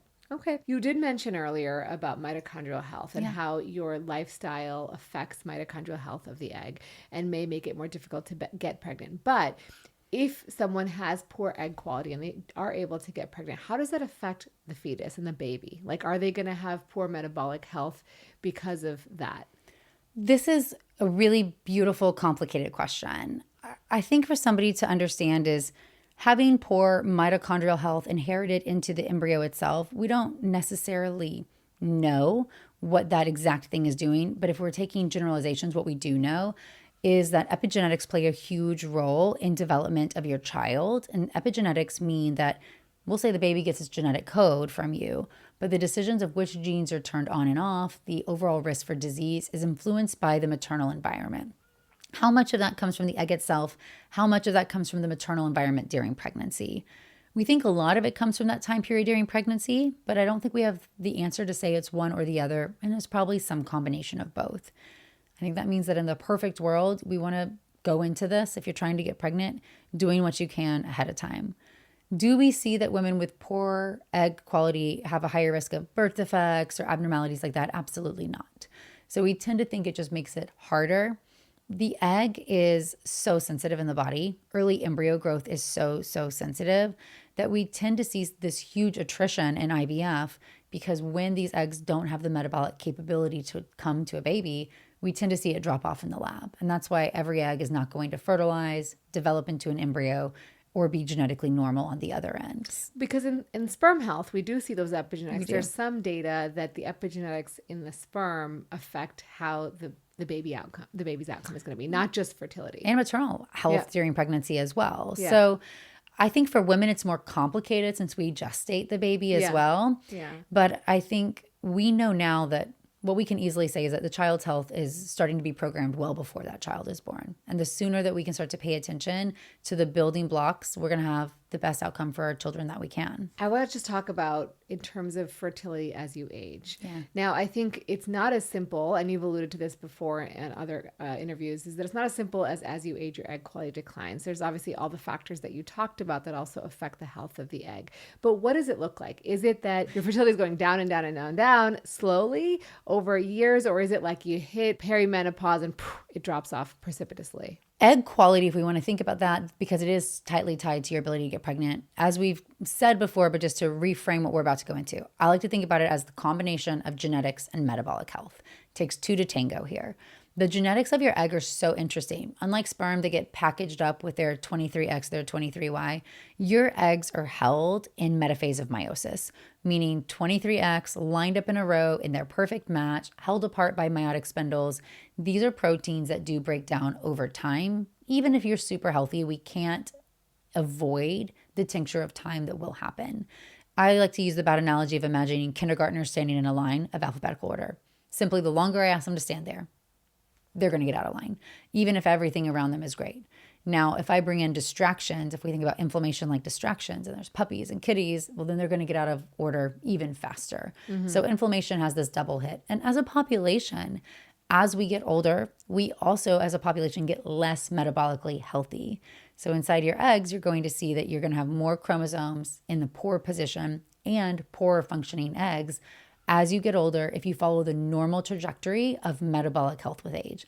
And that's why it's so important and to me empowering to say, well, what can we do for that metabolic health standpoint? Because we can't roll back the clock on the time standpoint. But the biological clock is more than just your age, although age is absolutely an essential component and we can't avoid having that discussion. I also do want to say, I think it's wrong that so many fertility doctors specifically simplify your ability to get pregnant to solely be your age. I don't think that's the right message. It feels very hopeless if that is what you're hearing. And I think people are smart enough to understand that one variable can be very important, but not everything. That being said, we all will run out of eggs. At some point, all your eggs will be genetically abnormal. There is an end to when you can get pregnant. We tend to see the highest rates of conception when you're in your 20s and your early 30s. At this point, you're going to have about a 20 to 25% chance of getting pregnant per month. Starting around your mid 30s and on, this is going to start to change. So if you're trying to get pregnant for your first time and you're 35, 36, this number drops to be about an 11 to 12% chance per month. As you're 38, it drops to be 5% per month. And if you're 40 and older, it starts to be 3% per month or less. Now that is not zero. And I tell people bad statistics all the time because for one individual human who gets pregnant, it's 100 or zero, right? But we use this to frame, okay, 20 to 25%. If I'm at age 30, I might not get pregnant in the first month, but 72% of people will be pregnant by 6 months. Only a small number get pregnant in that next 6 months that we make them fail before they get their evaluation. So we start to see that. So realistically, it should be like 4 months. Or 6 months at the most before you see a fertility I think 6 months at the most. I think there's a huge argument depending on your age and your goals that we could do this testing ahead of time, be more preventative about it. If you found out you had azoospermia before you went through 6 to 12 months of trying, you're going to have a very different journey than feeling like you wasted that year. Absolutely. And I've sat across from those people who've waited years, tracking cycles, trying, and then they found out he had obstructive azoospermia, had no sperm, and a 0% chance of getting pregnant that way. And that's devastating, especially as the female partner is getting older. But we digress. So we see that the rate of pregnancy per month does drop as we get older, and we see this more profound drop after age 37. When you're in perimenopause by definition is a lower egg count. So we start to see that the ovary doesn't respond as appropriately to the brain's hormones. I always like to say it doesn't want to run out of eggs, gets a little more stubborn, tries to hold on to them. So you see some unpredictability, but it doesn't mean that you can't ovulate. And in fact, we see an increased rate of twinning as you get older, meaning older women who are in perimenopause who conceive naturally have a higher rate of fraternal twins than the general population because their brain sends out more FSH because the ovary was being a little stubborn. There's fewer follicles, so that's a stronger FSH signal to those follicles, and they have a higher risk of having two of them grow and ovulate. So we should start to understand, though, once you're in this perimenopause phase, if we're learning to track our cycle, when we start to see these cycle changes, the first cycle change you're going to see as your egg count starts to drop is going to be ovulating sooner, shorter follicular phase, less eggs, stronger signal, they grow faster. So if you sit across from me and say, my period used to be 30 days, but now it's 24, 25, I would sit here and say, you have low ovarian reserve unless proven otherwise. That is the first thing that I'm thinking about. So if you start to notice that's happening, that's a really good body sign that welcome to perimenopause. Now we should get it tested to make sure it's not your thyroid or prolactin, but that is likely what is going on. And then when you see other cycle changes, when it goes from being closer, it'll then start to go longer. So wait, now it's 35 to 40 days. Oh, now maybe I'm skipping months. We start to know we're in the latter reproductive years. Menopause is one single day defined as not having a period for 12 months and having certain lab values. So you're an ovarian failure and you've not had a cycle for 12 months. That's such a weird definition because you're an ovarian failure for a whole year before you get to qualify for that menopause definition. So we can start to sense this based on blood values. And this is why if you are not having a period, you should go in and seek help. You are most likely symptomatic.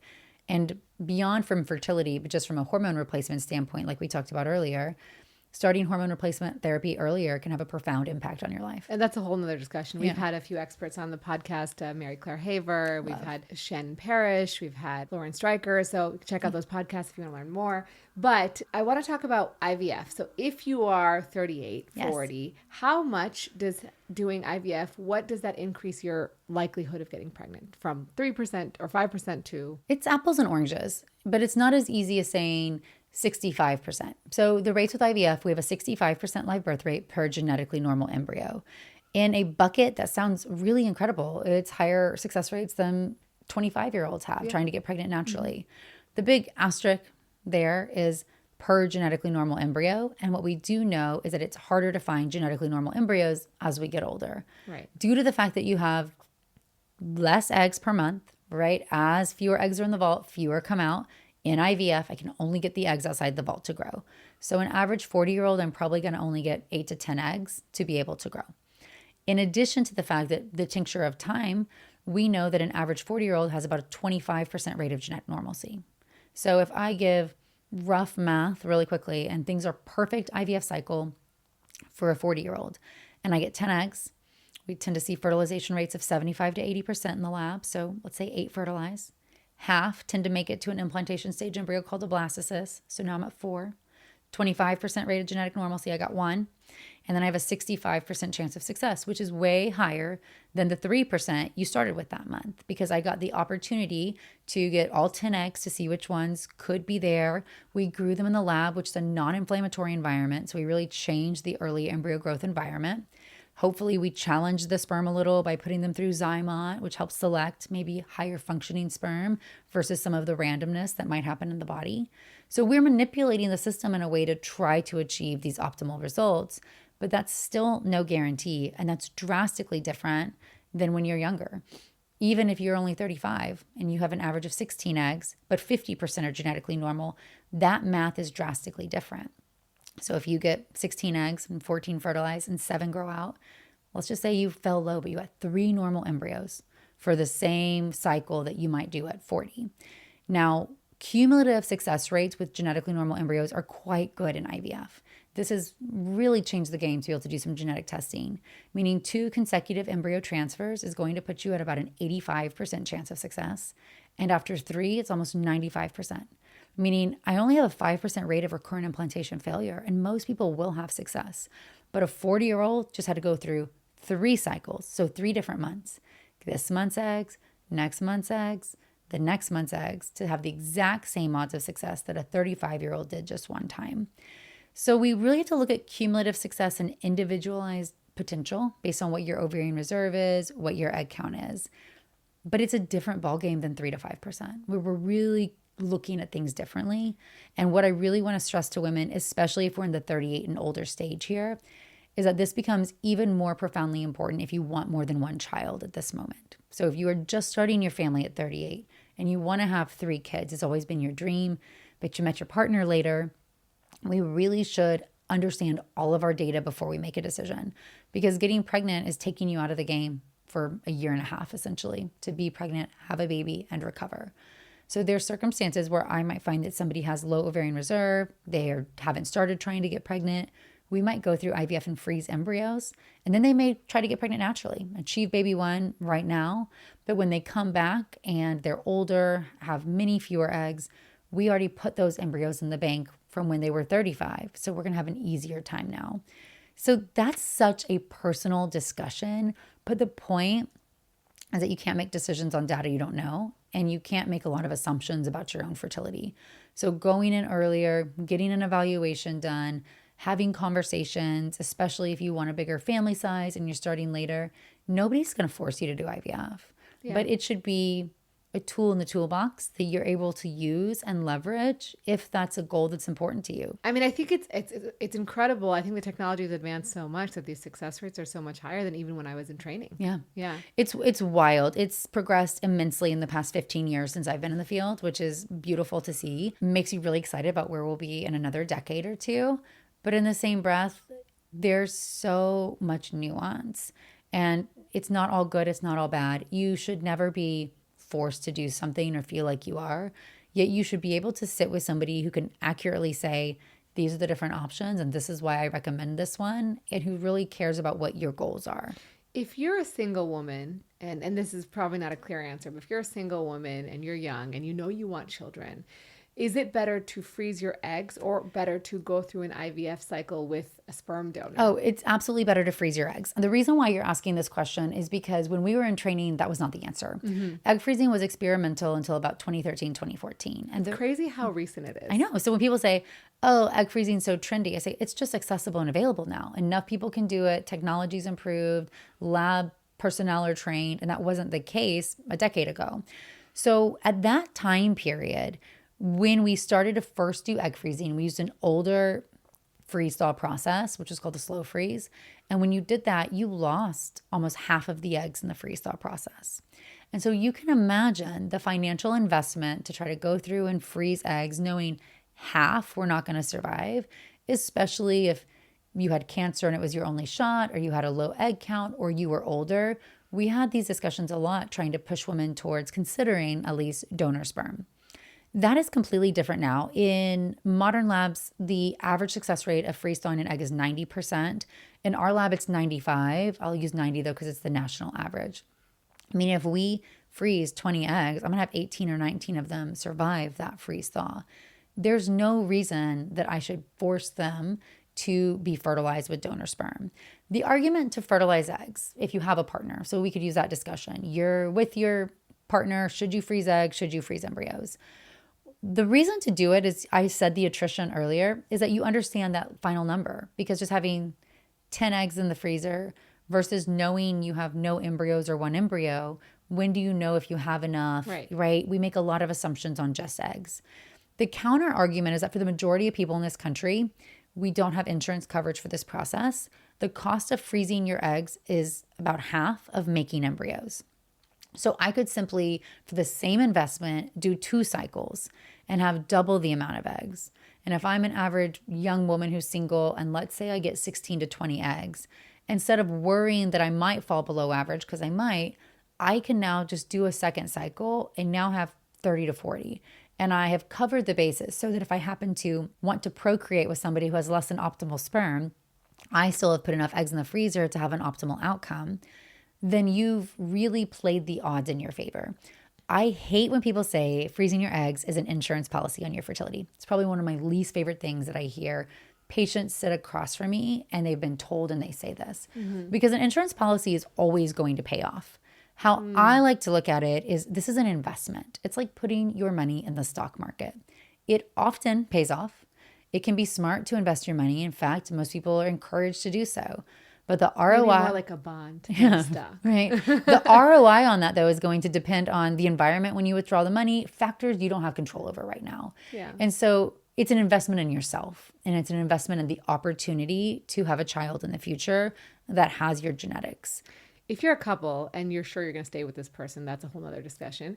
But if you're a couple, there is some data that suggests that men's sperm quality is better before 45. Absolutely. So in that circumstance, if that couple is pretty sure they want to have children, would you steer them, say the husband or the partner, male partner is like 38. Would you steer them then towards embryo versus egg freezing? Anytime I have a couple, we always are talking about both to try to understand really how committed are we, how far away are we from childbearing, and where are our resources. Meaning, if you sit across from me with your husband and you only have enough money to freeze your eggs, we should just freeze your eggs. Or if you only have enough money for one cycle and we're concerned there's any reason why this isn't the person forever, but sometimes that you don't have control over that. I mean, people get into accidents, like life is super dynamic. And for women specifically, tying up all of your fertility to one partner is not always optimal. Embryo banking, though, gives you so much more information, allows you to make more in the time decisions. Because if you are 35 and you didn't have 3 normal embryos, if we found out you only had 1 and sperm quality was playing a role, we have the opportunity, because we know this, to do more cycles or change your timeline. So I had a couple in this situation who went through and they froze embryos. And they were getting married. They weren't ready to get pregnant yet. So they decided to make embryos. And they had a much lower outcome than we would expect for their age. And we talked about what this means and should they do another cycle. And they actually decided to do another cycle, and they froze them again as embryos. But then they started trying to get pregnant sooner because they wanted a really big family. So they shifted their whole timeline because of what they found out in the lab. So sometimes we say IVF, yes, is therapeutic, but it can also be diagnostic. Absolutely. So I think there's benefit to making embryos if you're with a partner. But if you're really remote from wanting to conceive, my meter to consider counseling you to have just eggs, or if you have the resources, my favorite is going to be 2 cycles, 1 of eggs, 1 of making into embryos, because we get the understanding of how your eggs and sperm respond in the lab. Therefore, we can make more informed assumptions about how those eggs will do. But I haven't put all your eggs in one basket, for lack of a better word. I want to ask, is there a role of the vaginal microbiome? So we talk about the gut yes. microbiome, the vaginal microbiome. We talk about this a lot, like don't douche, don't do these things that will alter your vaginal microbiome. But what are you seeing in terms of the science between how that affects fertility and potentially even natural conception? In the past 2 years, we've seen emerging research on this, and I think in the next couple of years, we're going to see even more. A couple of things can be true. Yes, we know that the microbiome of the vagina, the uterus, and the gut are all different. So it's not quite always just one thing. We also know that when you have an abnormal microbiome, we'll use BV, for example, when you have bacterial vaginosis, which is associated with an overgrowth of the wrong type of bacteria, you can have lower pregnancy rates, implantation failure, and even preterm birth and poor birth outcomes. So the vaginal microbiome is really important. There's a lot of overlap, though, in people who have a poor gut microbiome who also have a poor vaginal microbiome. And so back to our earlier discussion about majoring in the minors, it's not that we want to not pay attention to our vaginal microbiome, but we got to get our gut microbiome in check first. So versus taking fancy tests and buying suppositories and all of these things, I'd rather us start by going back. Are we eating 30 different fruits and vegetables a week? Are we having a diet high in fiber? And making sure that we are making those foundational decisions to have a good gut microbiome first. Because we're not truly going to be able to, quote, fix our vaginal microbiome if we have gut dysbiosis itself. So, and that's what the fertility data shows the most, that a gut microbiome that's abnormal is much greater associated with infertility than an abnormal vaginal microbiome. But just saying that doesn't mean that a vaginal microbiome is not important and that there aren't cases, especially when we start to look at we're having infertility or unexplained infertility or pregnancy loss, where we want to pay more attention to the vaginal microbiome. So I think it's one of those things where it's an individualized thing. It plays a role, but I would compel most people before we start fully going down that pathway to start back at the basics and make sure we're healing our gut and paying probably attention more there. Targeted, right? Exactly. Like actually have a discussion with a fertility specialist or at least a gynecologist about your particular, exposure. Yeah, there are testing that we can do and target a little bit more directly when it comes at that. And in terms of women, like say when they're younger, they've had lots of genital infections, right? And that does dysregulate your vaginal microbiome and potentially put you at risk for scarring in the fallopian tubes and things of that nature. Are there things people can do to sort of, it's done, they can't change it now. Are there things they can do now to improve those things? I think the biggest thing for people to know if you did have an infection when you were younger is that one of the greatest associations we do see with chlamydia and with tubal factor infertility is that your time to make decisions becomes even more important. These are women that I would want to make sure you feel like no shame. Like this is so common that you tell your provider this. When I find somebody who's had, a prior infection, we have a much lower sensitivity to do a tubal evaluation much earlier. So a good example is an HSG or a hysterosalpingogram, known as an X-ray dye test. So we can see if the fallopian tubes are open or if they are blocked. Unfortunately, if they are blocked, it's not as simple as go and unblock them. There's nothing we can do. Although I do think it's important to know that information. The earlier we can start the IVF process or put eggs in a freezer, knowing that you're not going to be spending 1 to 3 years just trying naturally when you don't have an opportunity to conceive is really important. But it was to the same breath, like you had something that caused a lot of chronic inflammation inside. And I have the similar advice to anybody who has endometriosis or autoimmune disease or any known thing that caused inflammation, is that your body is sensitive to inflammation now, and really paying attention to those factors that you can are more important. Probably the most common scenario that I see is history of chlamydia, 1 blocked tube, 1 open tube. And in that case, you can still get pregnant with one tube naturally. The tubes move around in the body. So you can get pregnant even when you ovulate on the other side. Oh, really? They move around? I didn't know that. Oh, I always like to think, those little blow up things that are like by the car place? Yeah. That's what your fallopian tubes are like. And they're attracted to the eggs. So even if one's missing, the other one can move around towards the ovary for where the egg is, because the egg is released into the peritoneal cavity and then gets almost like suctioned into the fallopian tube fimbriae. Yeah, because surgically, when I look at tubes and like we do hysterectomies for prolapse, it doesn't. They're just kind of dangling. they're just sitting there. Yeah, they're not on. They're not doing anything. But yeah, when they have an egg in place, they move around. So you can get pregnant with just one. And in that circumstance, I say it's so important to really pay attention to some of this chronic inflammation, because the fallopian tube environment is the same as your peritoneal cavity. And that is where all embryo growth happens in the early stages. So fertilization occurs in the fallopian tube, and the embryo grows and develops for the first 5 days in that fallopian tube. So if you have endometriosis, for example, higher inflammatory markers in your peritoneal fluid, you're going to have that same thing happen in your fallopian tube. And that's one of the many mechanisms how endo can be harmful for embryo development because of that inflammation. Yeah.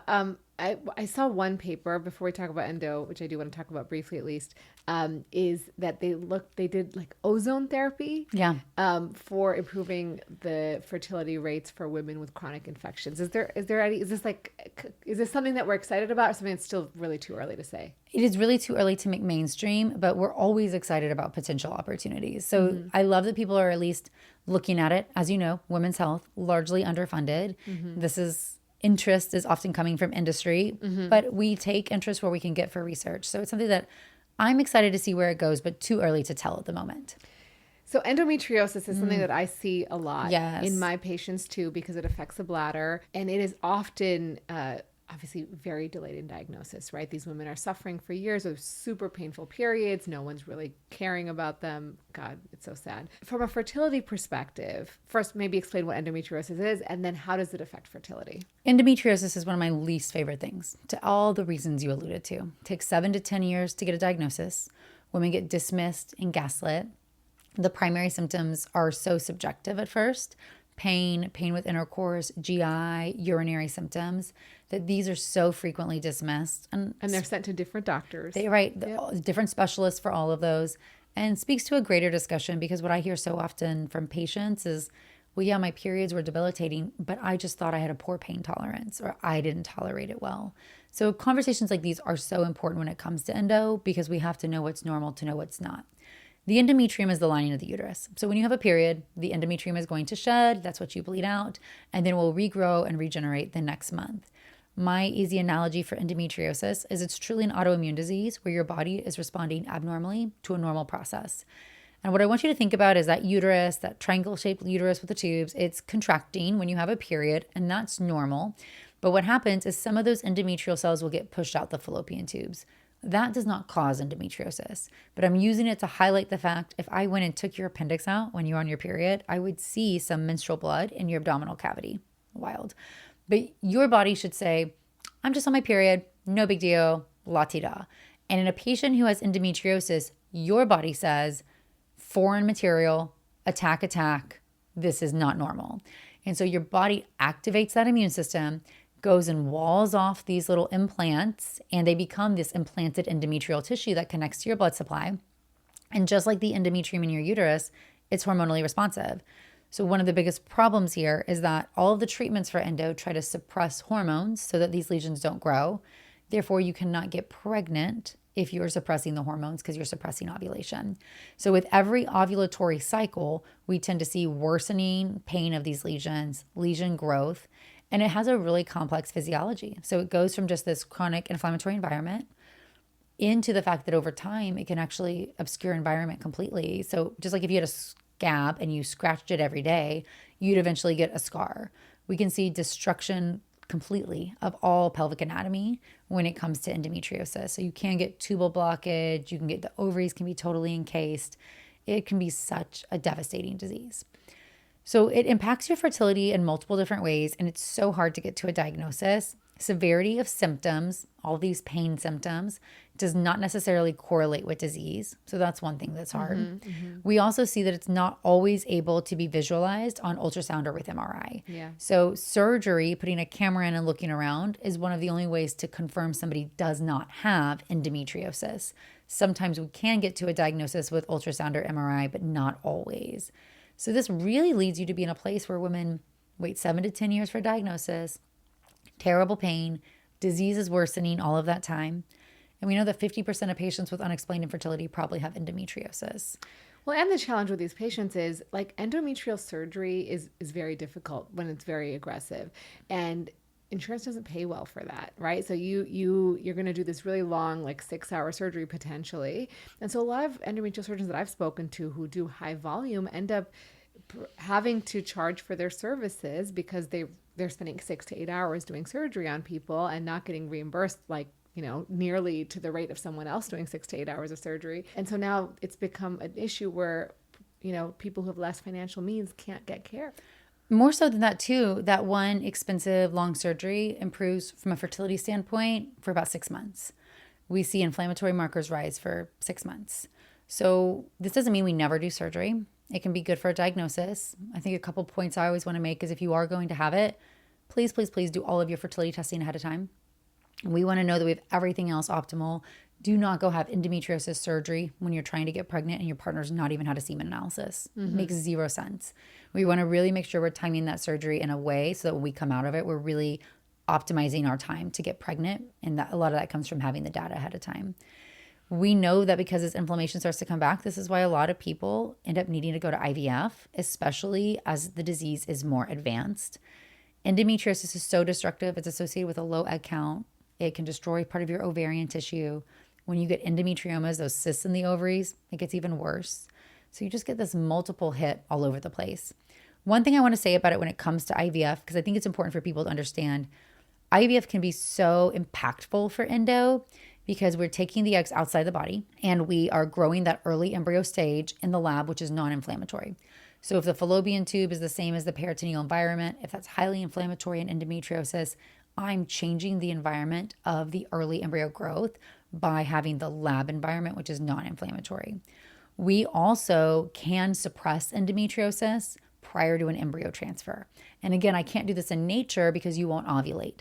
But once I have that embryo in the lab, I can now come in and really suppress this disease, stop you from ovulating, decrease inflammation, and then grow the lining with estrogen and put an embryo back inside. And I've completely changed your environment when it comes to your inflammation and your endo. Is the preparation for IVF more challenging because of the hormone exposure to create the sort of the follicles? Not necessarily. I would say for the average person, it's not, because we are tending to use medications like Lupron to suppress in addition to the gonadotropins to stimulate. Okay. The caveat would be a woman who has endo who also has a high egg count is in the unique position where she might experience worsening pain during the stimulation from high estrogen because we can't use that same type of suppressant in her. So we do want to look at IVF and personalize each phase, meaning we heard the math earlier. As many mature eggs as we can get, the equation is going to fall better.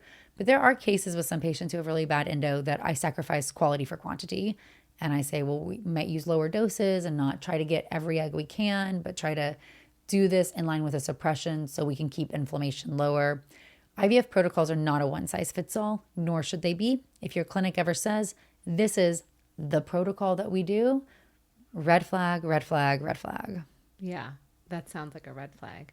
And I mean, this is just, it sounds, so Lupron would be, sorry, this is probably way too above most of our listeners, but Lupron would be to suppress the inflammation? Yeah, so Lupron is a GnRH agonist. Mm-hmm. So if we want to go science-y for like 1 minute, GnRH comes from the hypothalamus to talk to the pituitary we use gland. it a lot in urology, so right. I understand. Yes. So yes. So it is going to, so usually it can increase or decrease the amount of the pituitary release of FSH or LH. Mm-hmm. So it's an agonist. So what it actually does is causes the pituitary gland to release all the stored FSH and LH it has, but then it suppresses any further release. Correct. When we use it in really long term and you have no FSH and LH, therefore absolutely no estrogen production, we see that those endometriosis lesions suppress and inflammation lowers. Yeah. And so it is known when we use it for a 2 or 3 month period Very different than how we do it for IVF or for other things.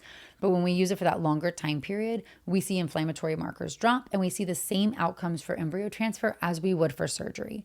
So sometimes surgery is not always the answer. And this is what's so hard for patients is, yeah, we love trying to get to the root cause, for lack of a better description. But a lot of my patients, I might say, we have presumed endometriosis. Does it make sense to try to pay an endosurgeon out of pocket, all the money, wait for months to get on their list, then get a diagnosis and move forward? Or we could, when we do IVF, treat you like an endo patient and just do a longer suppression for that, presuming you do have it. Many patients will lean that way because the outcome is the same as doing the surgery. The little different, I do want to say though, for pain. If pain is impacting your life, repeat surgery can be advantageous for pain. And we always want to, having good quality of life is so important. So I'm saying this from the lens of fertility only, because I don't want somebody to hear this say, oh, I shouldn't have repeat surgery. Sure. Secondary surgeries, though, do not improve fertility rates. So that's a pickle sometimes to be put in. Sorry, just to clarify, you mean secondary surgery, meaning the first surgery is the look around and the second surgery is... No, the first surgery, if let's say you look and you excise. Mm-hmm. So the first time that you take out endometriosis, you're going to see the biggest fertility benefit. Got it. Drop in inflammation, so improve rates. To remove more. If we go back to remove more, we go back because you have worse pain, we don't see a fertility benefit in those circumstances. Got it. Okay. So the reason I asked about Lupron is because it's basically shutting everything down. Yeah. So you are then supporting them with other hormones to maintain their quality of life and to stimulate ovarian, follicle production. We usually actually for a month or two don't. We get them in a very highly suppressed environment. It sucks. Yeah, I can imagine. Okay. So we warn them, like, this is not going to be fun. But then we come off of it with higher dose estrogen to grow the lining and we feel much better. And we've really manipulated that body environment. But it's not long term, but it is typically a couple months of that's not why fun. I guess I didn't know that, but it is pretty alarming because we give Lupron for prostate cancer patients and they feel horrible. Yes. Because we've suppressed all their testosterone basically to castrate levels. And so they are really low testosterone and they feel miserable. Yes. And so that's why I was curious to learn I exactly should say how that it's used. Lupron is a treatment for endo outside of trying to get pregnant. And I'm speaking from an embryo transfer fertility standpoint. Correct. If you are on Lupron for just endo treatment, you do get add back therapy with hormones. So you're not going to be on Lupron for years feeling terrible. When we use it in this circumstance, it's typically 1 to 2 months. So it's very short term, not years of this. Yeah. Okay. Helpful. I just want to talk a little bit about your experience because I think, one, it's really brave to talk about it, and being a physician who was sort of in training at the time, wanting to be an infertility specialist. What was that like for you? I mean, it was terrible, as you can imagine. So we started trying to get pregnant. I was at the end of my OBGYN residency. So you do 4 years of OBGYN and then 3 years of reproductive endocrinology as a fellowship. And I had 4 pregnancy losses before my 2 kids. So I had my first pregnancy loss, in residency. I quoted statistics to my husband, 1 out of 4 pregnancies end in loss, not a big deal. I lost my second pregnancy when I was chief resident on L&D in the bathroom. Nobody knew I was pregnant, bleeding. It was definitely not the era of I could go home. So I, delivered 4 babies by C-section while I was miscarrying that whole night. I remember pulling over on my way home, having to pull over the car and throw up because the cramping was so intense. And I remember sitting there thinking, I'm an OBGYN in my last year of training, and I didn't know a miscarriage would be this painful. And I sat across from women who'd had miscarriages all the time. And yet the pain was so intense, it was terrible. And I went to my doctor at that experience and was told, there's nothing you can do. It's just bad luck. Just keep trying. And which is really hard for me because I had a lot of questions. I'm a very controlling person, I will admit that. And so I was like, well, what about, what I'm eating? Or what about, I was a big runner at the time. Is that playing a role? Or does sperm quality matter? Is there anything my husband should be doing? Because he's just living his best life while I'm a resident. And I got told none of that stuff mattered and just keep trying. And then lost 3rd pregnancy. And then my 4th was an ectopic pregnancy. And at that time I was in fellowship and it was profoundly difficult to sit in the position of saying, this is what I have chosen to do for a living. And if I can't get myself pregnant, what does that mean for my chosen career? How can I be a good fertility doctor if I can't even stay pregnant myself? Which was this extra layer of difficulty that I was so unprepared for. And at the same time, I got the golden evaluation. I had all the resources, and I was told just IVF was the next step. Yet you're the clinical fellow, so we'll do IVF in the summer. Like this is your clinical year. In hindsight, it always feels funny to say that, but you know this. When you're in training and you're a fellow, just say yes, yeah, yes, this is sure. your time to learn. So it's just like, okay, great. So that's a timeline. I can roll with that. What should I do in the interim? What should I do to prepare? And I was told nothing, doesn't really matter. And I just had a really hard time with that. Just really had a hard time that being on the side of helping people do IVF, and some people had better and worse outcomes. And we talk about egg and sperm quality, that was just a randomness and not a variable that we could Especially influence. 4 times. Especially over and over, right? Yeah. We're beyond just bad luck, bad luck, bad luck. So at that point, most people do their research project. We have to do a year and a half of research, and we have to do a thesis and publish it and sit for oral boards and defend it. And most people do an IVF project, which is fine. There's easier to control. They like look at one medium variable or something small. And I remember going to my program director saying, I want to study natural fertility. Like, I want to know why some people get pregnant, others don't. I want to look at ovarian reserve and short luteal phase and vitamin levels and environmental chemicals. And that's what I did. That was all of my fellowship research. And I was told, well, you'll have to get a master's of clinical research if that's what you want to do, because those are hard projects to defend. And I said, great, sign me up. Right? I'm not pregnant right now anyway, right? So like, sign me up. I will learn all the things. And that was the first time that I really started on the journey that has me sitting here right now, because despite all those different things, environmental chemicals, vitamin D levels, low AMH, short luteal phase, the paper sitting in front of me all mentioned inflammation as a mechanism for how these things were harming fertility. Yet in medical school and even in training, we really only talked about inflammation on the disease pathway. Like endometriosis causes inflammation, therefore bad. But we didn't really talk about inflammation predicating disease and being there beforehand, and this low level inflammation and how that burden can influence your world. So I came home and said, I'm going to be my own N of 1 experiment. I was still on this IVF train, but really said, if I got to do IVF, we're going to have the best eggs and sperm possible. I didn't really believe the narrative there was nothing we can do. So I got rid of all the plastic in the kitchen, changed the foods we were eating, changed our sleep environment. We started lifting weights. And luckily my husband was a good sport when he came home and saw all the Tupperware piled up in the kitchen. And this was 12 plus years ago. I mean, this is well before it was cool to, Throw away plastic. Yeah, to throw away plastic. And he was like, okay, whatever you want. But I was just convinced after going through the research that it had to make some difference. And more than anything, really learning what are those symptoms of chronic inflammation? They're the things that women get dismissed from: headache, fatigue, bloating, brain fog, neuropathies, gas. There's a list of 80 plus of them. But what are those for me, and what makes me feel worse and what makes me feel better, and titrating life to that.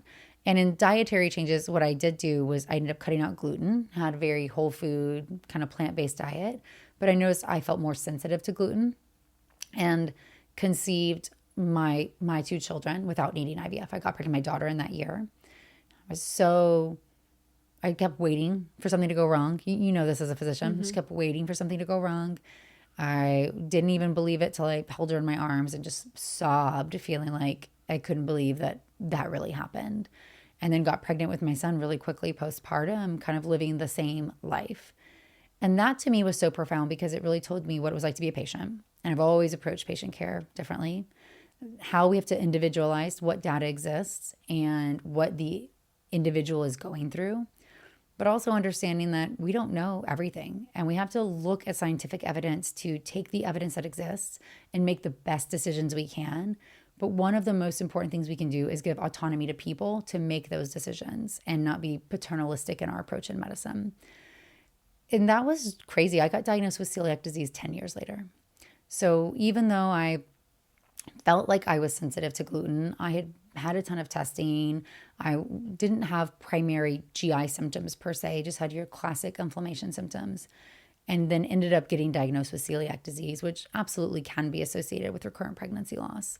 So it's not that, everybody should just go cut out gluten, but it really is showing us how these individualized choices all do add up, and how collectively trying to pay attention to them can make it better. Well, and I think experimenting, right? Like if you have a hunch that something's not working for you. Like not accepting the... Like just try to, exclude it or try to change something. Like control what you can and learn to listen to your body. So often because specifically women are gaslit, dismissed, we start to not trust our own experience or our own body. And learning to trust your own body truly is such a tool that you can leverage for your own health and your fertility. So I'm so excited about your new book. Thank you. The Fertility Formula. It's beautiful. So tell us, where can people find out more about you, your new book, your practice, your podcast, everything you're doing? Thank you.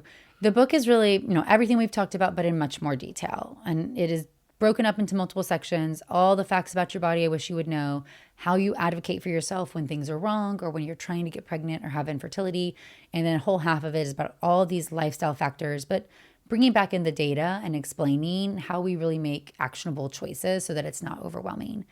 I'm on Instagram at Natalie Crawford MD. You can buy the book anywhere books are sold. It's available April 14th. And if people pre-order it before then we've got some pre-order bonuses as well. They can learn at nataliecrawfordmd.com/book.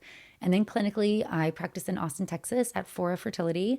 We have a boutique fertility practice. There's 2 physicians, and we really believe in personalizing the medical approach to try to help patients the best.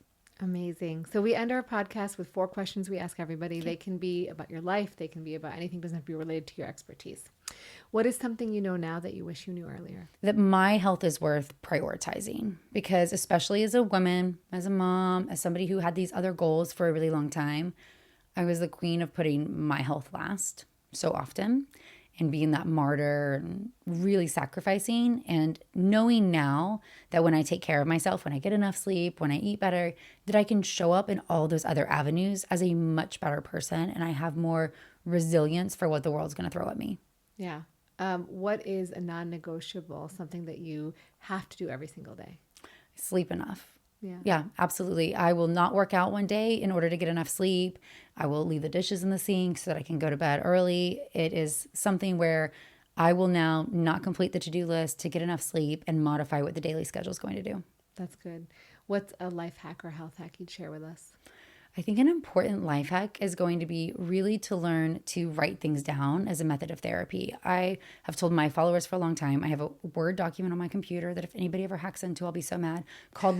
It's called Life Planning. I don't know why it's called that, but it's literally a journal. Well, now you've told me I know now they're going to find it. So now it's a journal, for lack of a better word, where you can brain dump and plan. But even when I was going through this process of trying to get diagnosed with celiac, tracking things down, putting the thoughts from your brain onto paper allows you to more clearly see, what's going on with your health, but also your goals, how you're prioritizing your life, and lets you structure it better. So find a good way to get the words that are in your brain onto paper. And then when you read back on that can help give you a lot of clarity. Yeah, figure out whichever. I do this too. I have a journal I write in, and I will sometimes orate on my phone. But I think figure out what works for you. Like, I love writing in an actual physical journal because I think it helps. And you can't hack it, so probably good. Yeah, well, someone could steal it. I guess, It's scary. Okay, last question is, if you couldn't be a physician, what would you be? Well, if I couldn't be a physician, I always want to be an author. It wouldn't have been a nonfiction book. It would have been a fantasy author. But, life is still short. Maybe that'll be like the next version. Yeah. Amazing. Well, thank you so much. Thank you so much for having me. Guys, wasn't that a great episode? I could have talked to Natalie for another 2 hours. If you guys learned something from this episode, if you found it helpful, please subscribe if you're watching, or follow the podcast wherever you're listening, because it makes a huge difference for people around the world to be able to see our podcast and get access to it. So as always, I'm going to take care of yourself because you're worth it.